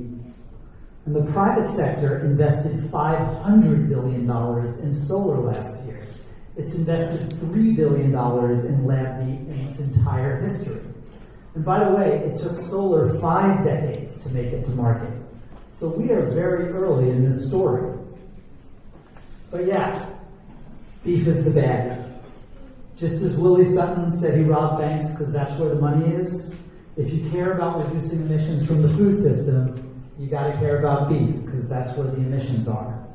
And we know it's at least possible for us to eat less beef because we've already reduced our per capita beef consumption by 1/3 over the last half century. We didn't do it to save the planet. We did it because chicken got cheap. But at the risk of sounding like that eat more chicken, the cow and the Chick-fil-A ads, like that shift did more to reduce U.S. emissions than any other shift before the rise of solar. And we still eat 4 times as much beef as the global average. So there's still plenty of room for improvement on the individual level, on the county level, and on the national level. The average American eats the equivalent of 3 burgers a week. And if one of them was plant-based, or if it was chicken instead, we'd save a Massachusetts worth of land every year. So we're going to have to eat less beef in the rich world, but we're also going to have to make less damaging beef. And no, that's not grass-fed beef. Cattle that spend their entire lives in pasture are actually worse for the climate and the planet than green finished beef. Partly because they take longer to reach slaughter weight, so they burn more methane, but mostly because they use even more land. Better beef really means more efficient beef. In Brazil, I saw ranches that used to support one cow every 5 acres, and they put in feedlots. Boo, I know. They started fertilizing their pastures. Yuck, Michael Pollan would hate it. But they also did a bunch of regenerative practices. They had cover crops, and they had no-till, and they had rotational grazing, and they let the cows graze on the cover crops. And they now have one cow for every acre. So they've improved their productivity 500%. And now they're using 1/5 as much of the Amazon to produce the same amount of beef. Again, if beef was only 2 times as land intensive as chicken rather than 10 times, we'd eat way less of the earth. All right, so now we're talking about the supply side, about food production, about farming and ranching. And here's another inconvenient truth. We're going to need even more productive production. We've made incredible strides since the Green Revolution began in the 1960s, right? High yield seeds, fertilizers made from fossil fuels, chemical pesticides, large scale irrigation, automated factory farms that use optimated breeding and feeding to process billions of animals into protein. And now people are angry about it. And I get it. Industrial agriculture that often treats animals and people terribly, that lobbies against environmental regulation, that dumps a lot of crap in the river. It's a problem. But another thing the Green Revolution did was triple crop and livestock yields. That means we'd be making 3 times as much, that means we're making 3 times as much food per acre. Otherwise, we would need 3 times as many acres to make the same amount of food. We would literally need a planet B. A few years ago, Sri Lanka's government tried to ban agrochemicals and go all organic. Yields crashed. 6 months later, food prices soared. There were shortages. There were riots. The government fell. The president fled. Look, fertilizers and pesticides have some downsides, but they do help crops grow, and they do kill pests that prevent crops from growing. And even if the world cuts food waste in half, and the rich world cuts meat consumption in half, we're still going to need to make more food with less land. The math is that ugly. So what we really need to do, as the main character of my book likes to say, and I hope all the kids who are singing so beautifully have left, but we gotta hurry the fuck up and figure shit out.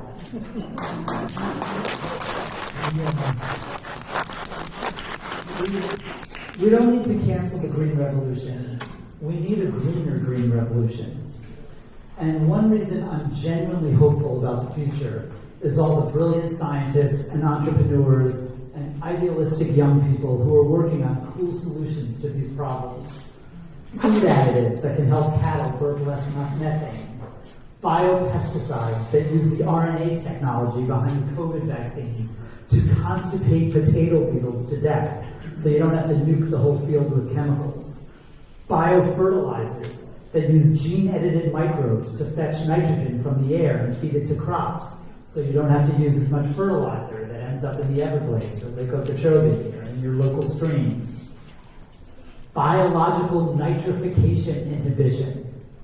I told you I'm a big hit at parties.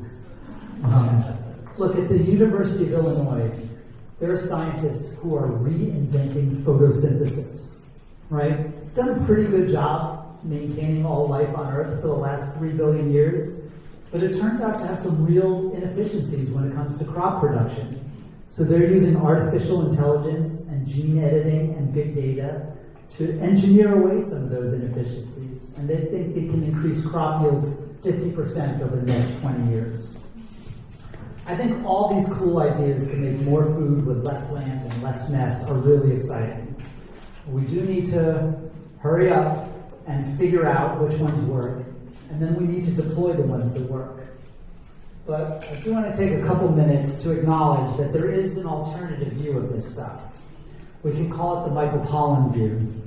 And that's why we don't need a greener revolution. It's that we never should have had a green revolution in the first place. I will point out that half of the 8 billion of us on Earth wouldn't be here without it. But a lot of smart people do point out that, look, they say that intensive high-yield agriculture is an environmental tragedy. The real solution, they would say, is to get away from genetically modified monoculture crops that get drenched in chemicals, and massive factory farms that pump livestock full of hormones. And instead, we should return to the rustic pastoral farms of yesteryear, kinder and gentler and more natural. Farms that they say can actually reverse global warming through regenerative practices that soak up all that bad carbon from the atmosphere and repatriate it as good carbon in agricultural soils. And it's not just hippies and foodies pushing this view. It's the United Nations, parts of the World Bank, the big environmental groups, celebrities like Jason Momoa and Mark Wahlberg and Giselle, in documentaries like Kiss the Ground and Common Ground and Carbon Cowboys. Even big ag giants like Cargill and Archer Daniels Midland, and big food conglomerates like General Mills and PepsiCo. They're all pushing this idea that we're going to save ourselves by saving our soil. There's a global alliance for the future of food, supported by the Rockefeller Foundation, the Walton Foundation, other big philanthropies. They've called for a $4 trillion global transition to regenerative agroecology. Right now, only about 3% of climate finance is flowing into the food system, even though, as I said, it's about a third of global emissions.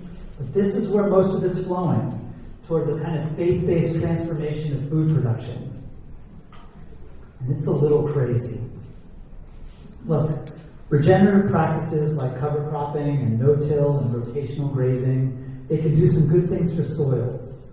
And even though the Dust Bowl happened before the Green Revolution, some industrial practices have been rough on soils.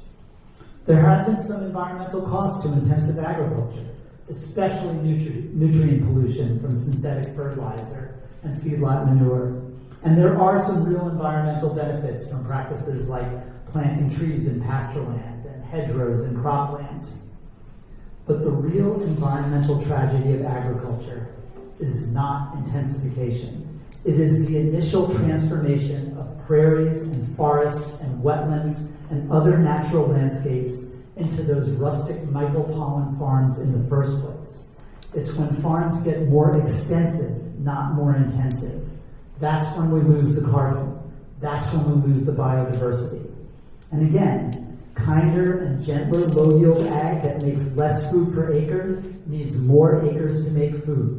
So it converts more wild land into farmland. There are some really high-yield regenerative and organic farms, and that is awesome. But on average, they're 20 to 40% lower yield. That means they eat 20 to 40% more of the earth. By the way, this idea that carbon farming is going to convert agriculture from a climate problem to a climate solution by sequestering vast amounts of carbon in agricultural soils, it's mostly nonsense. Planting trees and shrubs in fields and pastures, those are perfectly valid ways to store carbon above the ground in agricultural lands. We can see it, we can measure it. But it's really hard to measure carbon in soils. It's even harder to make sure it stays underground. And it's almost impossible to put more carbon in the soil without putting more nitrogen in the soil. And that has a whole bunch of climate problems of its own. There's just a ton of magical thinking around this stuff. Carbon neutral beef, carbon negative milk, that's not real. General Mills financed a climate analysis that claimed regenerative ranch in Georgia was carbon neutral, and when you read the fine print, you find it uses almost 3 times as much land per pound of beef as a conventional ranch, and the study didn't assign that any climate cost. Corporate polluters are already trying to offset their emissions by paying farmers millions of dollars in private carbon markets to sequester carbon in ag soils. Al Gore has a regenerative farm in Tennessee. He holds a regenerative conference every year. Even he says that the markets are so far ahead of the science that, these are his words, they are cruising for a serious bruising. So the basic problem with those carbon markets, and it's the root of the entire Eating the Earth problem, is that they ignore the importance of land.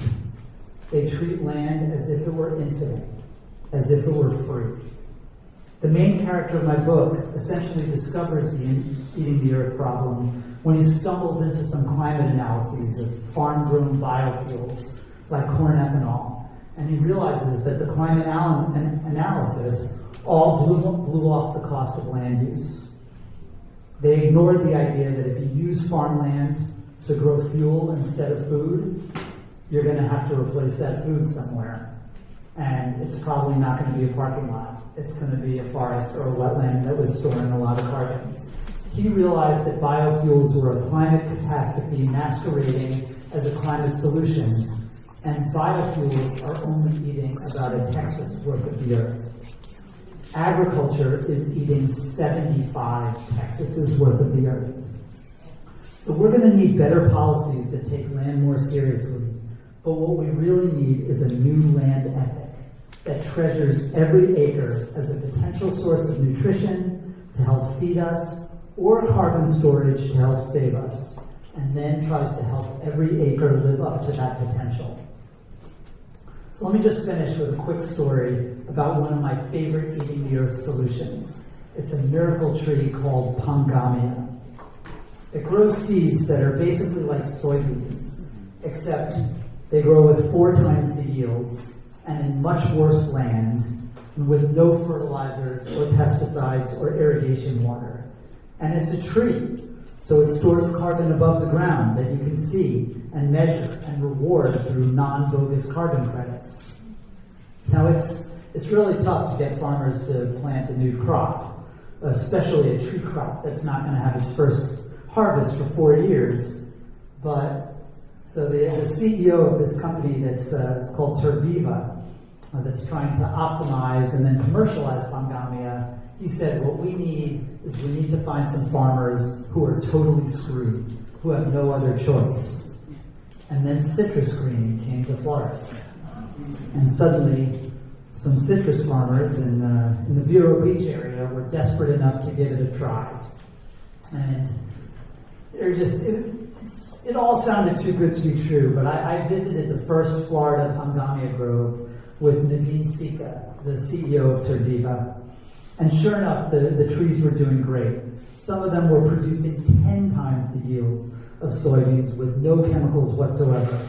They were like vertical regenerative soy.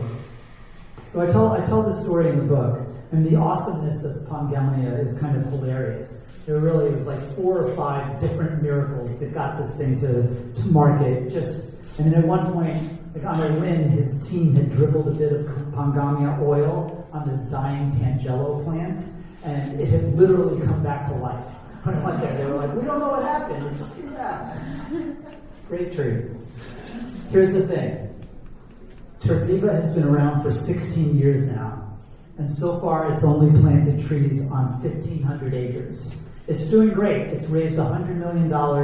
It's on track to get to maybe 10,000 acres in a few years, but the world has 300 million acres of soybeans. It is really, really hard to change the world, and it's even harder to do it in a hurry, especially the world of food and agriculture, because it moves slowly, and food is personal, it's cultural. We vote on these issues 3 times a day. So we're going to need political change. We're going to need behavioral change. We're going to need technological change. We're going to need Pangamia and fake meat and mill dehydrators and pasture intensification to all get to scale. But if the Eating the Earth problem was an easy problem to solve, we would have solved it already. And another thing humans are pretty good at is solving hard problems once we focus on them. We haven't really focused on them yet. Some of you have in this room. This is why I'm running around the country yelling, focus! But I'm really grateful to those of you who are focused on it, to those of you who have focused on my spiel for the last half hour, and I really hope that the rest of the world will follow your lead. So thanks.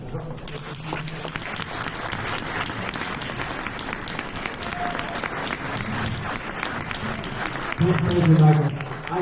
I can see a lot of questions sat there. So I'm going to turn it over to Jennison real quick, because we are clearly not going to get through those questions. We're not going to get through them all, but we will get them to you and try our best to answer all the questions you have. If anyone else has their question on a card, raise your hand and I'll come grab it from you, or Ava will. She's running around here somewhere as well. There she is, in fact, Ava. We'll collect those. Thank you. And I'm going to start with giving the mic to Mary Ann for a question. Thank you so much, Mike, for your talk. Thanks very much for a very engaging talk. Very interesting. My name's Mary Ann Schmink. I'm a member of the UN Science Panel for the Amazon. Worked in the Amazon for over 40 years. I wanted to respond a little bit to your comments. Right now, there's a climate summit going on in the Amazon.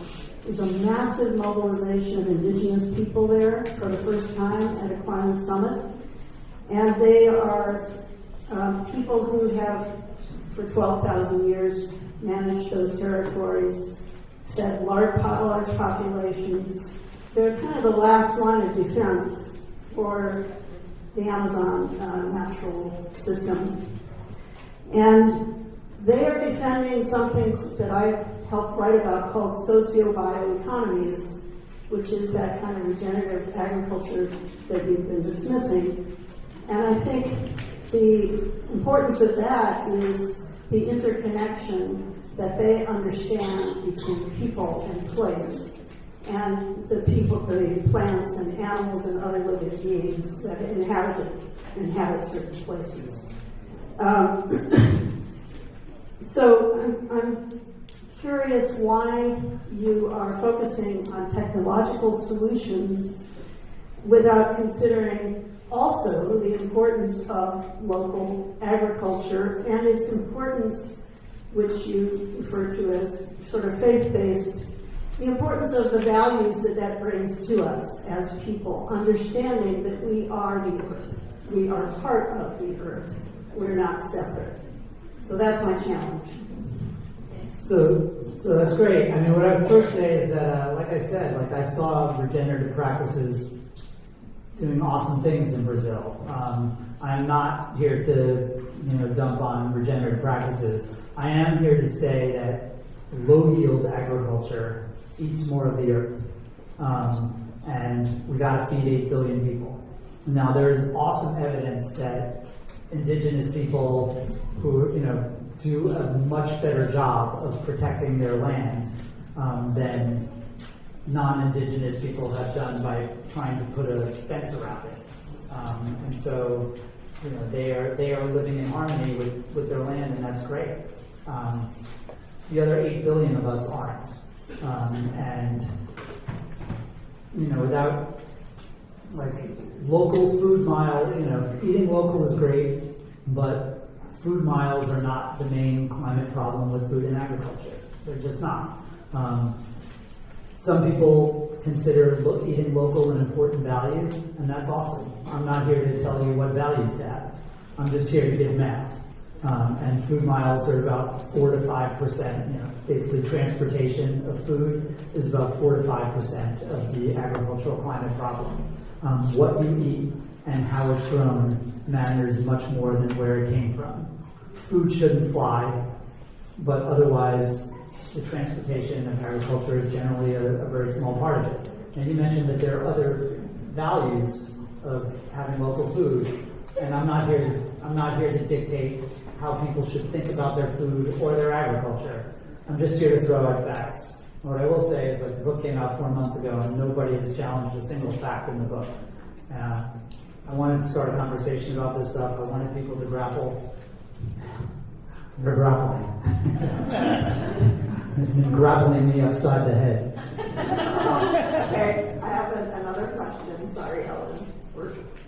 we're going to go through all these. We'll get all of them to you. So wonderful And talk. I'll be back there afterwards, Yeah. and I'll answer as many questions as you want for as long as you want. I'll stay. And are you still willing to stay and sign books? Or are you going to run out the door? I'm sorry, I know you can do that. So, quick one. So, wonderful talk. Tell us about hydroponics. To what extent could this be one of many options? So here's the thing. So the indoor farming in general, like, I get the allure. I mean, especially, I wrote a book called "We're Eating the Earth" about land use and about how agriculture is using too much land. Then you can go, there's like downtown Newark, and you've got a massive farm that's just one city block. It's incredible, and all of the problems with outdoor agriculture, like bad weather, night, birds pooping on your crops, what are you going to do with all the fertilizer? These are all answered by indoor agriculture, and particularly the vertical farming. The economics are really tough. A friend of mine, actually in Miami, started one of the indoor ag companies, and he ended up, it's called Bright Farms, and he ended up getting fired from his own company because he was always complaining, and he was saying, like, you know what, we're going to solve the lettuce problem, and maybe someday we'll solve the strawberry problem, but we're not going to solve the food problem. And his board of directors was like, we're going to make $1 billion solving the lettuce problem. And they got rid of him. But I do think hydroponics, aeroponics, generally indoor farming does seem to work really great for leafy greens. It works great for weed and some other high margin crops. It's going to be really tough for the staples that feed the world. I never say never, though. Maybe, one thing I do point out, and this goes back to the question about technology. Like, I have this thing in my pocket where I can video chat with anyone, anywhere around the world, and look up any fact known to man in seconds, and also use it as a flashlight. So I try not to say that, like, oh, we'll never be able to make that work, but we certainly haven't figured it out yet. Thank you. Okay, we have time for 2 more questions. Oh, sorry about that. I can stand over here. Will artificial meat ever be, quote, accepted fully, in your opinion, grown in labs, beyond meat / impossible meats, etc.? So the question is asking, what are your thoughts? I mean, I've eaten all of it, and and some of it, by the way, in blind taste tests, like plant-based nuggets already do as well as chicken-based nuggets, right? Who even knows what's in the chicken nuggets? But then they're all just like vehicles for sauce. So I think, yeah. I mean, I think if it tastes as good and costs as little, and they'll be able to make it even healthier, I think people will accept it. Not everyone will necessarily accept it, but to have a viable business, you don't need everyone to accept it. I suspect there will still be a place for, I don't know, carcass meat or whatever you want to call it. But right now, I think that would be a great problem to have. Where, like, how are we going to get 100% of people to eat meat alternatives that are 90% better for the climate? Right now, they're not even at 1%. So, and that I think they can do. Okay, one more question, and then we're going to move on to our panel. So, what kind of work is being done to help ranchers to transition their livelihoods to a more sustainable alternative? Yeah. Well, Brazil is, again, a great example where, they're trying to do a lot of the right things, where they're investing in, in helping farmers integrate their crops with their livestock, which is both a regenerative practice that Michael Pollan would enjoy, but also helps, them become more productive and more economically as well as environmentally sustainable. This is an area where the global community made a lot of promises to Brazil and other countries in the global south, where if you do X and Y and Z, we will give you a lot of money, and the money hasn't showed up. But I just think, in general, I think we need better incentives. We need better accounting that takes account for land use and land sparing. Right now, if you have a really successful, even regenerative ranch in Brazil that has 5 times better yields than a degraded ranch, the smartest thing you can do if you want to access the carbon markets would be to redegrade it.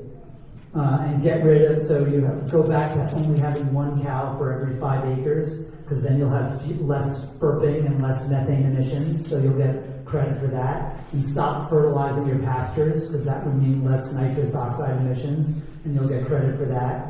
And what you're not getting credit for is all the land outside of your ranch that you're sparing by producing more food on your ranch, so that we don't need more ranch land. And somehow we need government, and we need carbon markets and the private corporate sustainability goals to take land into account that way, because it hasn't happened yet.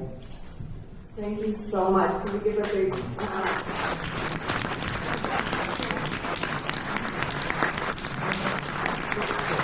Anybody has questions, I'll go out in the back by the books, and as long as you want. Thank you so much. That was fantastic. And again, this is the first time that we've had at the 3 climate events here in Alachua County. This is the first time we've had one speaker speak to the global scale of the challenges. So I'm going to hand it over to you, Commissioner. Hi everyone, thank you for having us. We're going to shift to our panel in just a second, but I wanted to put some context to what Michael is saying today, and I really highly suggest you read his book. He sprinkles a few things here and there, but I think when you read the book, you get a much fuller picture of his arguments. But what I'll say is that, him and I could probably spend 5 hours up here debating about these issues and sort of where agroecology and regenerative agriculture and community food systems fit into the conversation and the dialogue. But I think one of the things that we're seeing, and one of the points that he makes in his book eloquently, I think, is that we don't have enough investment in these ideas or in these issues. And when you look at agriculture, particularly when you look at organic and regenerative agriculture and agroecology and the intensification of farming in ways that also work with the earth and work with the social systems. Thank you so much, Marianne, for bringing up the fact that the people who live closest to these problems are the ones that have the best solutions most of the time. We can see that there's been massive corporate investment, massive government investment in the technological solutions, in the corporate solutions that make people money and allow them to patent seeds and all of those things. But there's been much less investment in the intensification through regenerative agriculture, through organic agriculture, through pasteurized systems and rotational grazing systems. But when you see that kind of investment happen, like our researchers at IFAS and agronomy looking at those systems, they're showing that we can actually reduce those yield gaps and actually have the same kind of yield results that we're seeing in the improved yield results of the sort of more conventional agricultural systems. So a lot of this, as Michael points out in his book, is not necessarily a problem of what we can do with our land. It's a problem of investment. It's a problem of politics and of economy, right? And if we have the political will and we have the economic will to invest in the solutions for climate change and collaborate with our farmers who are our frontline natural resource managers, we can make changes and we can move the system in the right direction. What I do want to say too is that, land use, as he points out, is the #1 issue. And you're going to be really excited to know that in Alachua County, our commissioners, our government is really committed to solving that problem.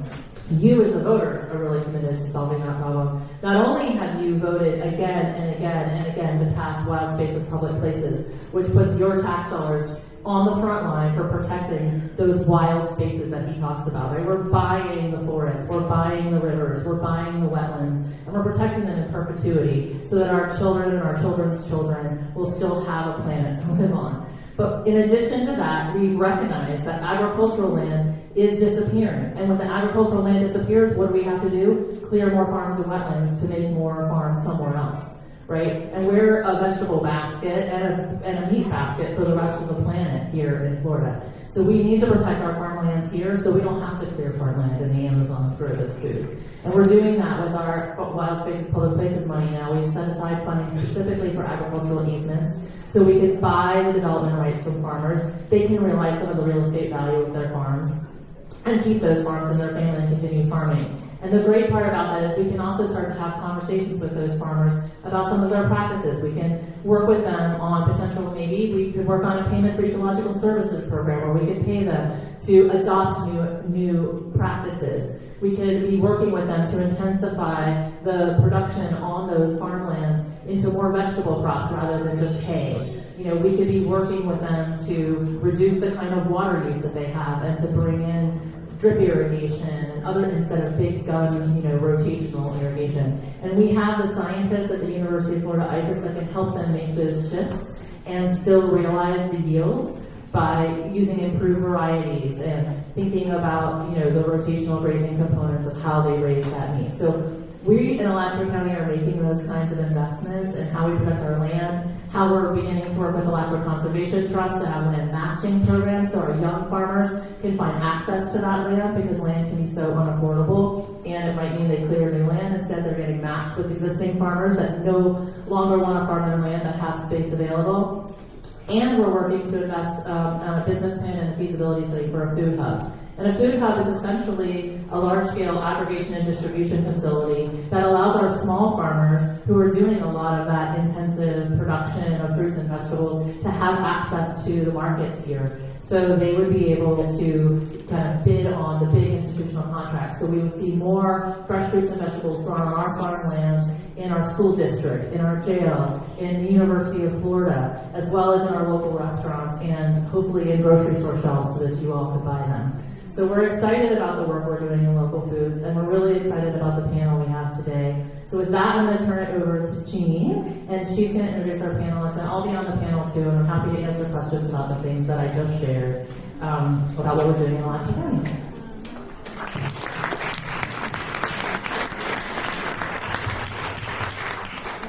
So I want to call our panelists up.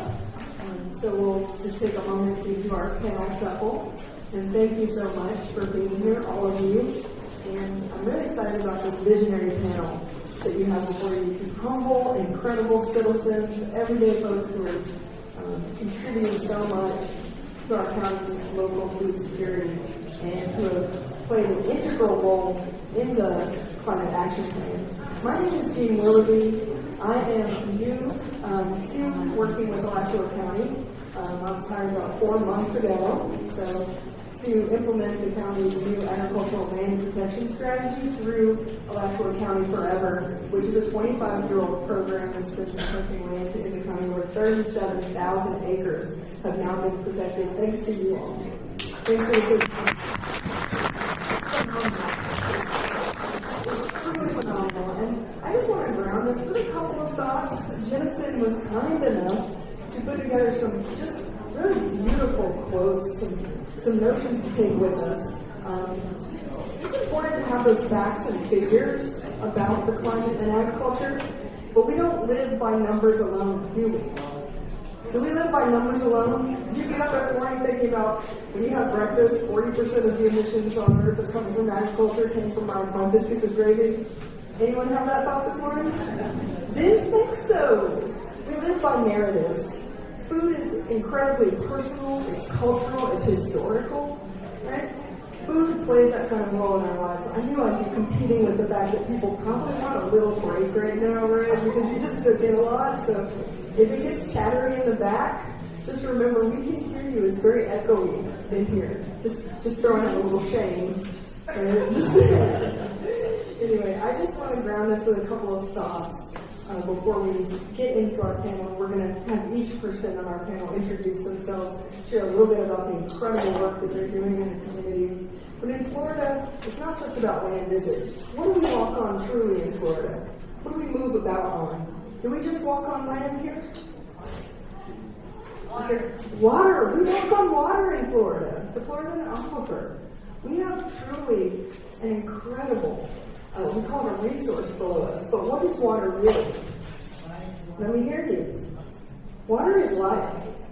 And if water is life, then land is water's lifesaver. Because what happens with our water? It flows through what? The land, right? Aquifer recharge comes from rainwater.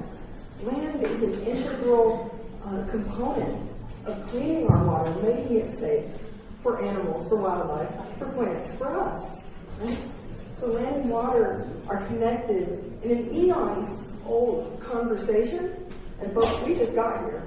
We just arrived to that conversation.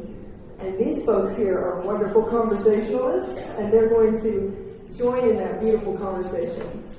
So again, water is life, land is water's lifesaver. And we're going to talk about what are the ways in which we can enhance that. And what are the ways in which that connects closely to food security and to really our climate future and to the cap. So with that, I'm going to pass, well, I think we have a mic here. It's so good to see you guys. Good to meet you. These folks really deserve your applause. And so we're going to have each person just introduce themselves briefly and share a little bit about their current role and what they're working on. And then I'll be moderating the discussion and just sort of asking some questions as a guide. And then we'll take a few questions from the audience. So.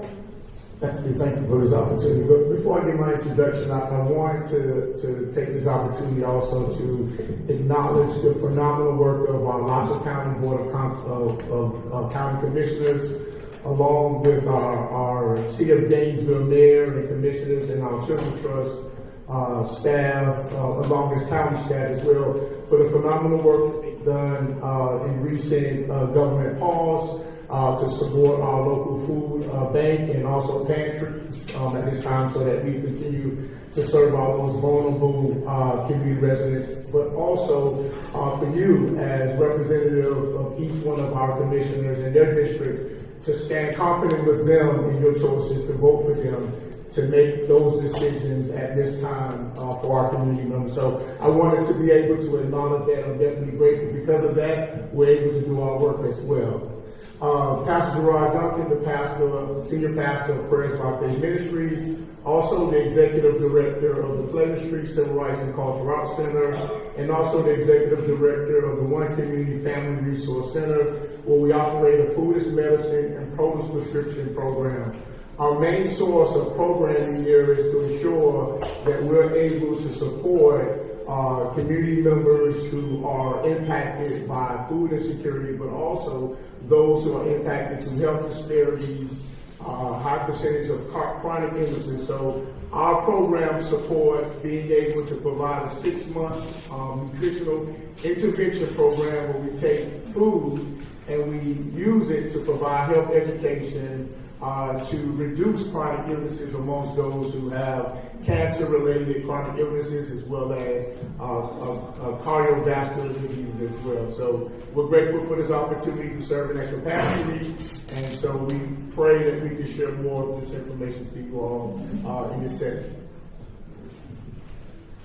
Anna Pazia, Alachua County Commissioner, and I guess my role here in this is that food systems has really been my career path. It's really been the work that I've done since I started on this journey. And for me, it's been about getting our food system to scale. We have the amazing opportunity to be able to provide much of what we need for our everyday diets right here in our own county to lift up our local economy, to support our local farmers, to intensify, to do regenerative agriculture, and to build a system that is climate friendly, at the same time providing jobs and creating a community of continuity around our food system. But we can't do that unless we get this to scale, because right now, our farmers are struggling to make ends meet. Most of our farmers who are selling wholesale make 19 cents on the dollar if they're lucky. The ones that are selling at the farmers market do much better in terms of the dollars that go into their pocket. But how many of you go to the farmers market every week? Right? Most of you buy your food at the grocery stores, and 1 in 3 children receive their primary nutrition through the school food lunch program. And Alachua County. We have a lot of hungry children, and the main way they get their food is through institutional food service. And until we shift the food that we're eating to being healthy and nutritious food, like what Pastor Duncan is doing with Food is Medicine, and we really focus on how our local economy and our own tax dollars are being invested to ensure that that happens, so that we're not clearing the Amazon so that we can eat our tomatoes in January, we're going to have a really tough time on this planet. And so that's been my life's work. That's what I've been focused on for most of my career. And I was excited to be able to bring that to the commission and to really begin to forward our local food system and include food systems into our climate action plan. Thank you. Hello, everyone. I'm one of those local farmers that's barely making it. But I'm a fourth generation farmer, and I feel very, very privileged to farm in Alachua County, where we have a government that supports the sustainability of local farmers. I know that the only way that we can continue to provide local food, healthy food, is with the support of our government. As was mentioned earlier, we need a lot of incentives in order to bring these foods to you in a sustainable way. There is a lot of changing in the way that farming is being done today. A lot of changing that has been a way to do it in conjunction with our environment. You know, and ironically enough, it's going back to the old ways, going back to the way in which we fertilize our fields by using the manures and stuff from our actual cattle, from all the things that our ancestors did. Using that in conjunction with modern ways gives us a way to bring our food in a natural way that's very healthy, very enticing, and at the same time introduce our kids and our youth to the environment. Farms are the new zoos. I'm amazed at how many kids come out to my farm and are just amazed to see the cattle, see the horses, see all the animals. So it's just not food. It's bringing our people back to what they used to see. And I think all of you know that the environment is so important, but seeing activities in the environment is also important. And our farms not only produce food, they produce a location in which we can live and understand where our foods come from in a natural way. So I'm very privileged to be a fourth generation farmer. And I'm also very privileged to be a vegetable farmer as well as a beef farmer. So I just think that we have to stay connected with our land. We have to understand that our land connects us to everything else. And we can't get rid of our land, because when we get rid of our land, our agricultural land, what do we replace it with? We usually replace it with development. And I want to say that the intensity of development on our environment is much more harmful than what agricultural land would be. So it's not the volume, it's the intensity of the problem. So subdivisions produce and cities produce much more intensity to our environment than agricultural land does. Although agricultural land has more volume, it does not have the intensity of the problem that development does. So thank you, and I look forward to speaking more to you. Hi, my name is David Baines. I work for the Alachua County School Board, and I oversee the job training program for the high school ESD kids.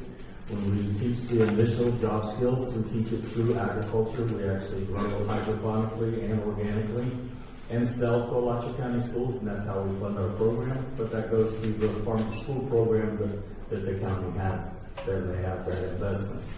With that, a lot of our kids have been able to do all the food safety handling things in Alachua County schools. It's hired 12 to work in the cafeterias, which means for a lot of those kids to have a job that have the same benefits that I have working for the school board is pretty incredible, and it doesn't happen very often.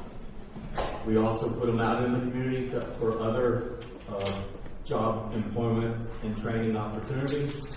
And with that being said, it's very hard to go out in the community if you don't have that experience of working with people with disabilities. When you ask a business to will you help train, potentially boost the resume, and help teach, they're a little hesitant. So it's kind of hard. They expect something to go wrong. So with that, besides our get growing educational transition training program with the school board, we also started a nonprofit called GrowHub, which is Growing Real Opportunities for Work. We do it through a horticulture landscape nursery on the same property behind where our school program is, and we sell a lot of pollinator type plants. And our purpose is to hire adults with disabilities to work and to show the community how valuable they can be. With what I found with when you grow food and you grow plants, all of a sudden a lot of these individuals have been dependent on other people to do things for them. Now all of a sudden they're producing things that people are dependent on them. And that's a totally different buy-in, and the importance that they feel that they are a part of that community is a really, really big deal. We're also into composting. We're into bees and honey. We also do our own worm castings out there. So we're doing our part, and we're always trying to think of new ways to engage different skills in the future. Thank you all so much for those introductions. And see what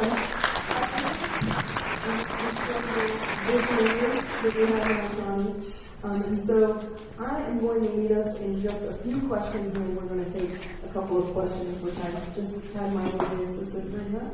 And so, but I did promise you some inspiring quotes to kind of ground and drive this panel discussion. And so, 52 years ago, E.F. Schumacher wrote a beautiful book called Small is Beautiful, Economics as if People Mattered.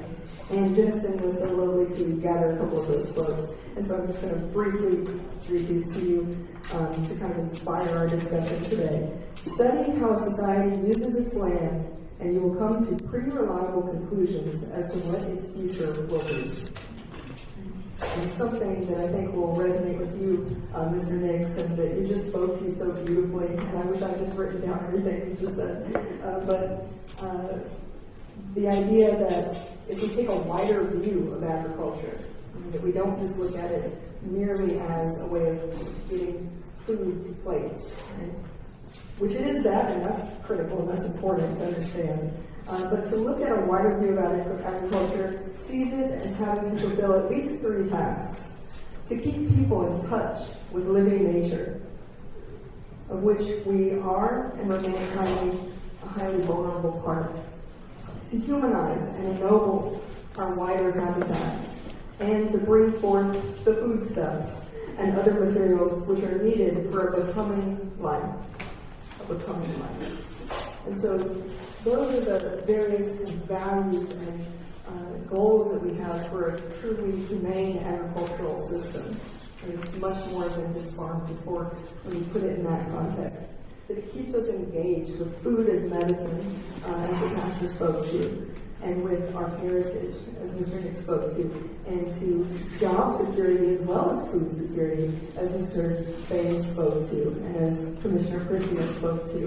And so we're going to touch on all of those things, because agriculture and land use are really a nexus where, you know, when they say, if you want to know what an organization's values are, look at its what? Budget. How does it spend its money? If you want to know what a society's values are, look at its land use. How do we spend this land that we have? We have only so much, right? They always say they're not making any more of it. And so it's really critical. So study the way society uses its land, and you'll come to some pretty strong conclusions about the values of that society. And so I want to hand it off to our panelists to talk about where do you see the opportunities locally here in Alachua County for strengthening our local food system? Where are those opportunities? And could you lift up a couple of promising or successful examples for the audience to kind of chew on?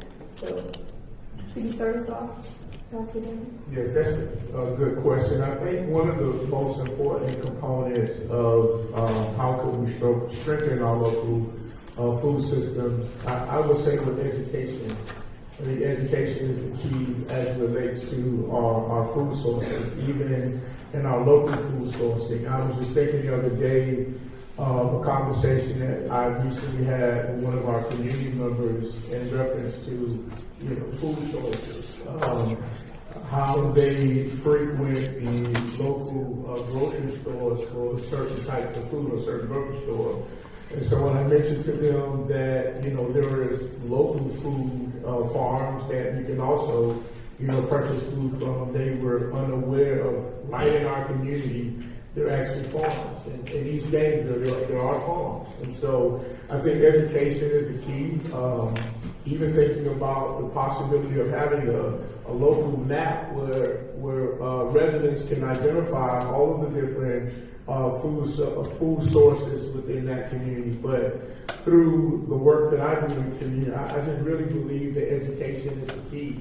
Understanding the importance of how we can contribute to our local food systems by knowing exactly where our food is and how could we have access to that food, and being able to know that access to healthy food is critical and viable to any community. I had the opportunity with visiting 2 blue zones. I think that's something that's important as well. Blue zones, something that every community should have. We should have healthy communities, and we should have communities where our community members have access to healthy foods. I recently came from Costa Rica, and the reality of being in a 5.9 earthquake, even though I, slept through it, I slept through a 5.9 earthquake in Costa Rica. There at coffee farms, and just learning about climate change and rainfalls and landslides, all of that was happening, but it does have an effect on how coffee is grown. So you're thinking about locally the same impact of some of our local food systems and the type of climate changes that impacts our local food system, to where there's certain types of produce that cannot be grown because of that, or have shortened seasons as a result of that. So I think education is key. Thank you. I guess I would say, if I pick one thing, I guess I would say investment in our farmers. I think that our farmers are our food producers. They are the front lines. Without them, we don't have the majority of our food system. And so making investments in them so that they can realize the opportunities that are available to adopt these practices that are going to shift us away from the problems that we're seeing with agriculture and climate change is really, really important. And because our farmers aren't making as much money as they could be or should be, and we've externalized a lot of the costs of our food to our healthcare system, we're paying it in the form of heart disease and diabetes, we're paying it in the form of pollution in our rivers and streams and having to clean that up.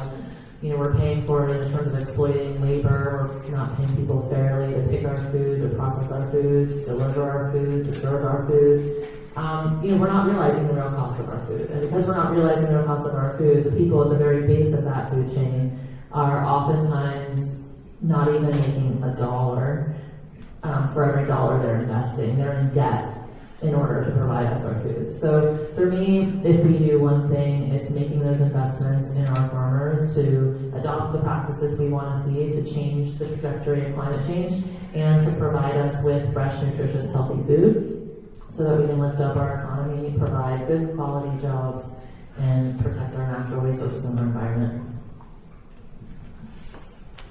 For me, as a producer, I want you to understand that there's 3 tiers to it. You produce, you distribute, you produce, you process, and you distribute.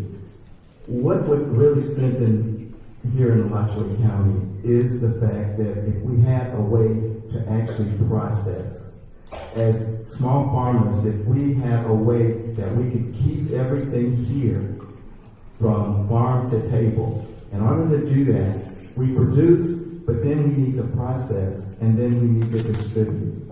So if there were systems that we had in our system that would allow us to process our foods here, make them into a consumer product, that would reduce the cost. It would help give farmers more income, because now we have a turnkey project. We've tried a lot of things here, but I think if we had more processing and we had more distribution points, we could really, really produce a better local food system here.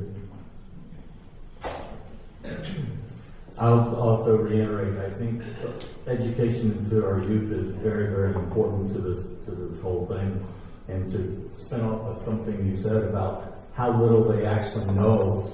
It was amazing when they went out and harvested and they grew something and they had no idea that it came from the ground. They thought it just came from the grocery store. And that how many few choices and opportunities they had ever had for something fresh. We had one young man, we cut off a head of broccoli and we cut it up and as a snack and passed it around, and there's one little boy said, what is that again? And we said, it's broccoli. And he goes, I eat this. I won't eat the broccoli in my house. After asking a few questions, the only broccoli he'd ever had came out of a can. So it had no taste, no flavor, no nutrition, no anything, but that's all he knew. The other opportunity we were fortunate to have is I was invited to go on a farm tour that was led by Walmart and some of the local farms out west of town towards Chiefland, and trying to connect with Walmart wanting to do more fresh local produce into their stores, and listening to the farmers and some of their struggles and trying to connect. But I also connected with the local FFA group at that time, and I asked them, because at Grow Hub we have about 65, 70 acres. We utilize about 8 that's fenced inside. So there's a lot of acreage that's out there. And I asked, would there be an interest for the possibility to have an educational youth farm to teach our youth how to farm and teach them about the nutrition and why we do it and the ground and the cattle and everything else that goes with it? And they go, yes, I think we might be. So then I said, we also have a magnet school right down on the same property at Lofton Professional Academies. And I said, the potential you could have an agriculture magnet program to lend to some of these opportunities too. I said, but the other thing is, you could be growing produce and be able to supply produce at a much lower cost to farm to school, to have our students have access to some of this fresh stuff that go into the cafeterias. But at the same time, to be able to also possibly meet some of the needs of lower income East Gainesville, that we can provide some opportunities, but not compete against the local farmers, because they work so hard for the money they're trying to do. So we don't want to we want to try to stay in a possible different lane with that, but to subsidize and give some people a chance to have access to some things. I've even had this pie in the sky thing to tie it with education, and the fact that if the parents buy in and they show up at their kids' school and they go to their teacher planning meetings and they make sure their kids go to school and they check on their grades and they turn in their homework and they have a buy-in that maybe they can get some things for a much, much lower cost. So now we're investing in not only in the food part, but we're also investing in the educational part for some of our youth also. Thank you. Pretty good answers to that question, don't you all think? Yeah, so that's going to segue very well into the next question. And so, what are some of the challenges that you're working on?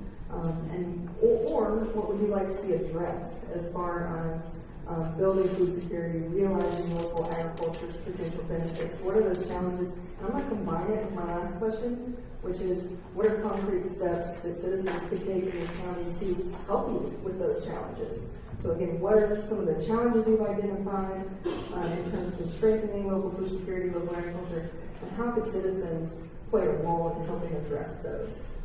So for us, our organization, I think one of the challenges for us is always going to be resources. We run a nonprofit, so everything that we do it at no cost. Specifically when it comes to an individual's health. So with our program, seeing the challenges that impact the family who's, on dialysis, the cancer patients, and how health-related chronic illnesses has a major impact on a person's quality of life, right? So they're not able to afford the healthy food that can help reverse their chronic illnesses, but yet the generic medication that is supported by, their health insurance. And so the challenge for us is always going to be resources, but also being able to, find ways that we could source food, specifically local food, that can contribute towards providing this healthy food, the dietary food, to those at a low cost that is affordable for them. Your health is your wealth. And being healthy and having to really try to figure out where your next meal is going to come from, specifically when you already have a major chronic illness, is a very critical part of a person's, life, and it also contributes towards other social determinants of health as well. And so I really believe in just recently what our local government has done and supporting our local food bank, that's a start there, because that helps support, those that are most vulnerable that cannot afford the healthy food from the grocery stores that can potentially contribute towards reducing, their diets and the contribution of having diabetes or, cancer related. So I think that's important as well.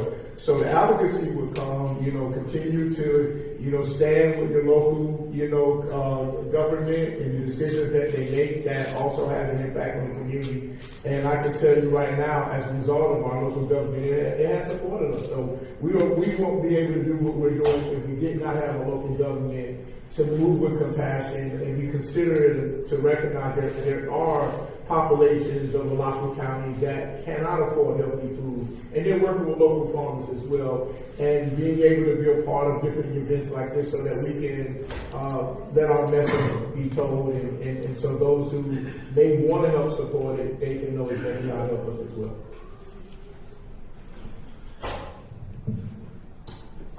So I guess specifically in working around the issues of scale that I talked about at the beginning, I would say the biggest challenge is that, there's an existing system out there. There's a global food system, and there's a lot of people making a lot of money off of that system, and it's very efficient and very effective, right? The Green Revolution was very effective at making food cheap and available, and the global food system that developed around that, the corporate sort of structure that developed around that, is very efficient at moving food around the world and getting food into people's hands. But unfortunately, it doesn't take into consider all of those externalities, right? It's processing a lot of calories, moving a lot of calories around, but it's not considering nutrition necessarily, and it's not considering the environment necessarily, and it's not considering the social systems and structures necessarily. And so trying to shift a system that exists, right, that's big and massive and is like, that's where the money is going, that's where the subsidies are going, that's where the investments are going, that's where the policies are primarily focused, is really hard.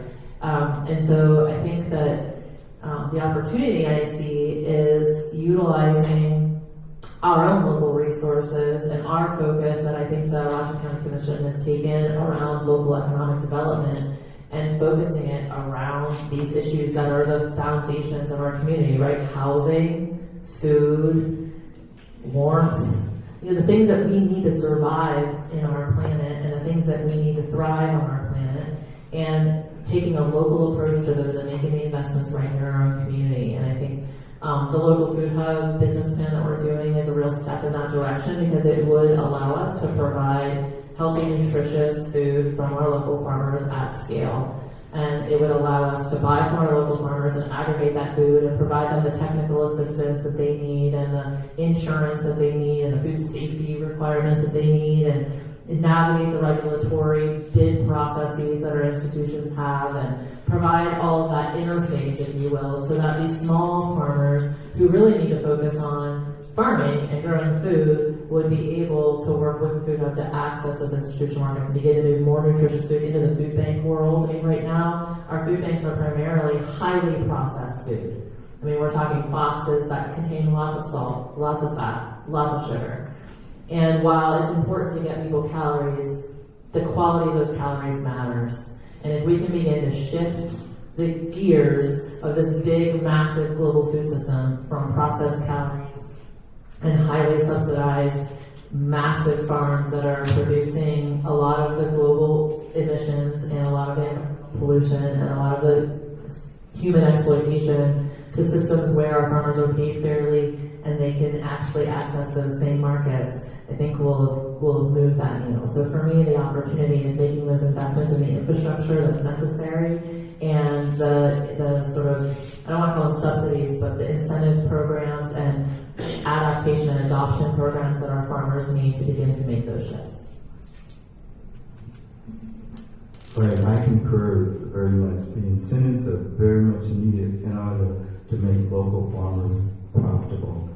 One of my biggest challenges right now is actually, I serve on a couple of advisory boards for the county, and one of them that's very dear to my heart is conserving agricultural land. We talked about land, but what we have here is we're losing our agricultural lands in not only Alachua County, but other areas too. So one of my biggest challenges is to be able to hold on to our agricultural lands locally so that we can grow local food. We're growing at such a rate in our country and in Alachua County that developers are coming in and they're offering all kind of big money to convert our agricultural lands into concrete, into subdivisions. So if we could just hold on to our land so that we can grow our foods.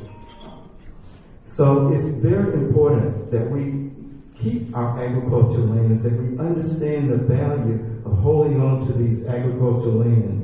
And then the other challenge is to keep a population of farmers that are interested in farming. The average age of our farmers is around 60 years old now. We're losing our farmers.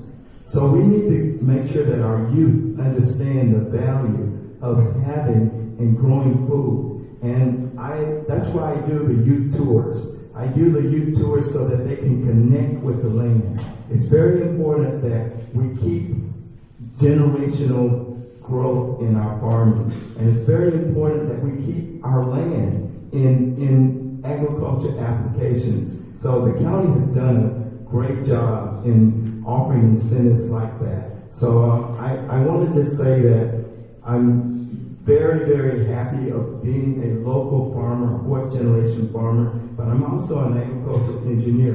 And I understand the dynamics of designing a farm around regeneration, and I do my part to make sure that's done, and I do my part of educating other farmers of how we have to be in partnership with our environment. And I want to say that I think that our modern farmers today, especially in Alachua County, understand that. And we have a great group of small local farmers that are doing a lot to keep our environment healthy and make sure that we grow food, but grow food in a sustainable way. One of our big needs would be the lease that we have out there ends in 2037. But for people to come in and invest and want to build and spend their money, obviously we would need a lease close to 99 years. So I really don't think that property would ever be used for anything else, and I think it could be utilized a lot better for the benefit of the community. And then I think the other part is collaboration. I think collaboration amongst all these groups working together as one, versus I've seen a lot of groups try to do things by themselves, and it's very, very difficult. But when you work with others and you cooperate with others, for the same goal and the same mission, that you get a lot more things accomplished. And the other is for the community, tell the story. Tell the story of each one of the individuals that are up here or other individuals that you know. Tell the story and let people know what's going on. Just like I know, grow up in general, it's not a drive-by. You'll never drive, well, like I tell people, you only get there in two ways. Somebody gave you the address or you're lost. And if they come back there and they're lost, I ask them, I will always tell them what's going on with our school program and what's going on with Grow Hub, and I will tell them that before I give them directions out. But I've never had not one person stay after I told them that, after I gave them the directions. I've had them come back in a week or so when they had the address, but I've never had them stay on that side. But I appreciate the opportunity, and there's some awesome ideas and some awesome things going on, and I hope everybody helps get behind it. Thank you so much to our Can panelists. Really I say one thing more? I just also want to say, like, you asked one of the one things that people can do, and I didn't answer that question very well. What I'll say is, I think that you can push your local policymakers to keep investing in our local food system. Our school district has a farm to school program, but it's very nascent. You know, it's small, but there's an opportunity for them to expand it, and we're looking at partnering with them on our food hub initiatives. We're looking at partnering with them on the possibility of how could we connect the dots between what Grow Hub's doing, what GET is doing, what the farm to school program is doing, and what we're trying to do, so we can leverage those collaborations to really impact the educational idea, the workforce development idea, as well as economics for food systems idea, and community solidarity, if you will. And so I think continuing to tell your policymakers that this is important, you know, that you care about climate change, that you care about food systems, that these issues are important to you, and that you expect them to invest your tax dollars that way, and that you want to see them making those changes and making those investments, because every dollar we spend is a vote, right? It's a vote on the way we want to see the world. And that includes the dollars you spend every day yourself, but it also includes the way your tax dollars are spent. And there's just a few people in our community making the decision about how that happens. So letting them know what you expect and what you want to see in those investments is really important. Thank you, Commissioner. And so we're going to start to wrap up. I did want to highlight that we did get some really great questions. We don't have time to get into a full Q&A, but I encourage everyone to, if you have a question, come up here. We won't let them leave, right? I know we all want to eat, and when Commissioner Fritzio mentioned we need warmth, I think I need some more. It's freezing in this building here, so I don't want to keep you all too much. I see a lot of people bundled up and sitting on their hands and things like that. Okay, we're reading the body language. We're reading the room here. Okay. And we need to wrap up, but I did want to highlight that people are curious. Where is the 441 Farmers Market moving to? Where will the county put its food hub? I want to highlight that one way that citizens can get involved is ask questions. Come up and ask questions and engage. Get curious about what's going on in your local food system. Curiosity is so incredibly important. Don't take it for granted that we can just go to the grocery store to get something from wherever. We need our food to have a story, to have a connection to where we are. I do want to mention also that Mr. Gates highlighted the fact that so many of our farmers are aging out. And Alachua County, just to zoom in, I do want to say that according to the last census of agriculture, 41% of Alachua County farmers are 65 or older. And so encouraging farmers to think about succession planning, if you know landowners, if you are a landowner, something concrete that you can do is come over and visit the Alachua County Forever Table and consider nominating your property or a neighboring property, a property you're familiar with, to be protected forever. There's no minimum in terms of the acreage. We do like to see larger parcels often that are connected to things like the Florida Wildlife Corridor. You know, there are added benefits to connectivity. But you can nominate a property. So look around, get curious. What's preserved around you and what isn't? And to take a look at some of those beautiful maps that we have and think about where you are and what properties that you want to see conserved in this county. And so really engage with us. We are your public servants, and we are here for you to hold our feet to the fire and question us and I once heard Commissioner, I heard you say, you know, if you've got pot shots, I'll take them, you know, whatever it is. You know, if you really have critiques, if you have requests, questions, we're really here for you, and you help us do our jobs better every day. And so thank you all for being here again. Thank you to our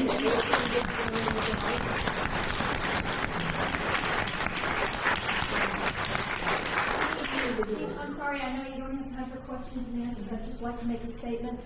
40 years ago, with the collapse of the USSR, it pulled support away from Cuba.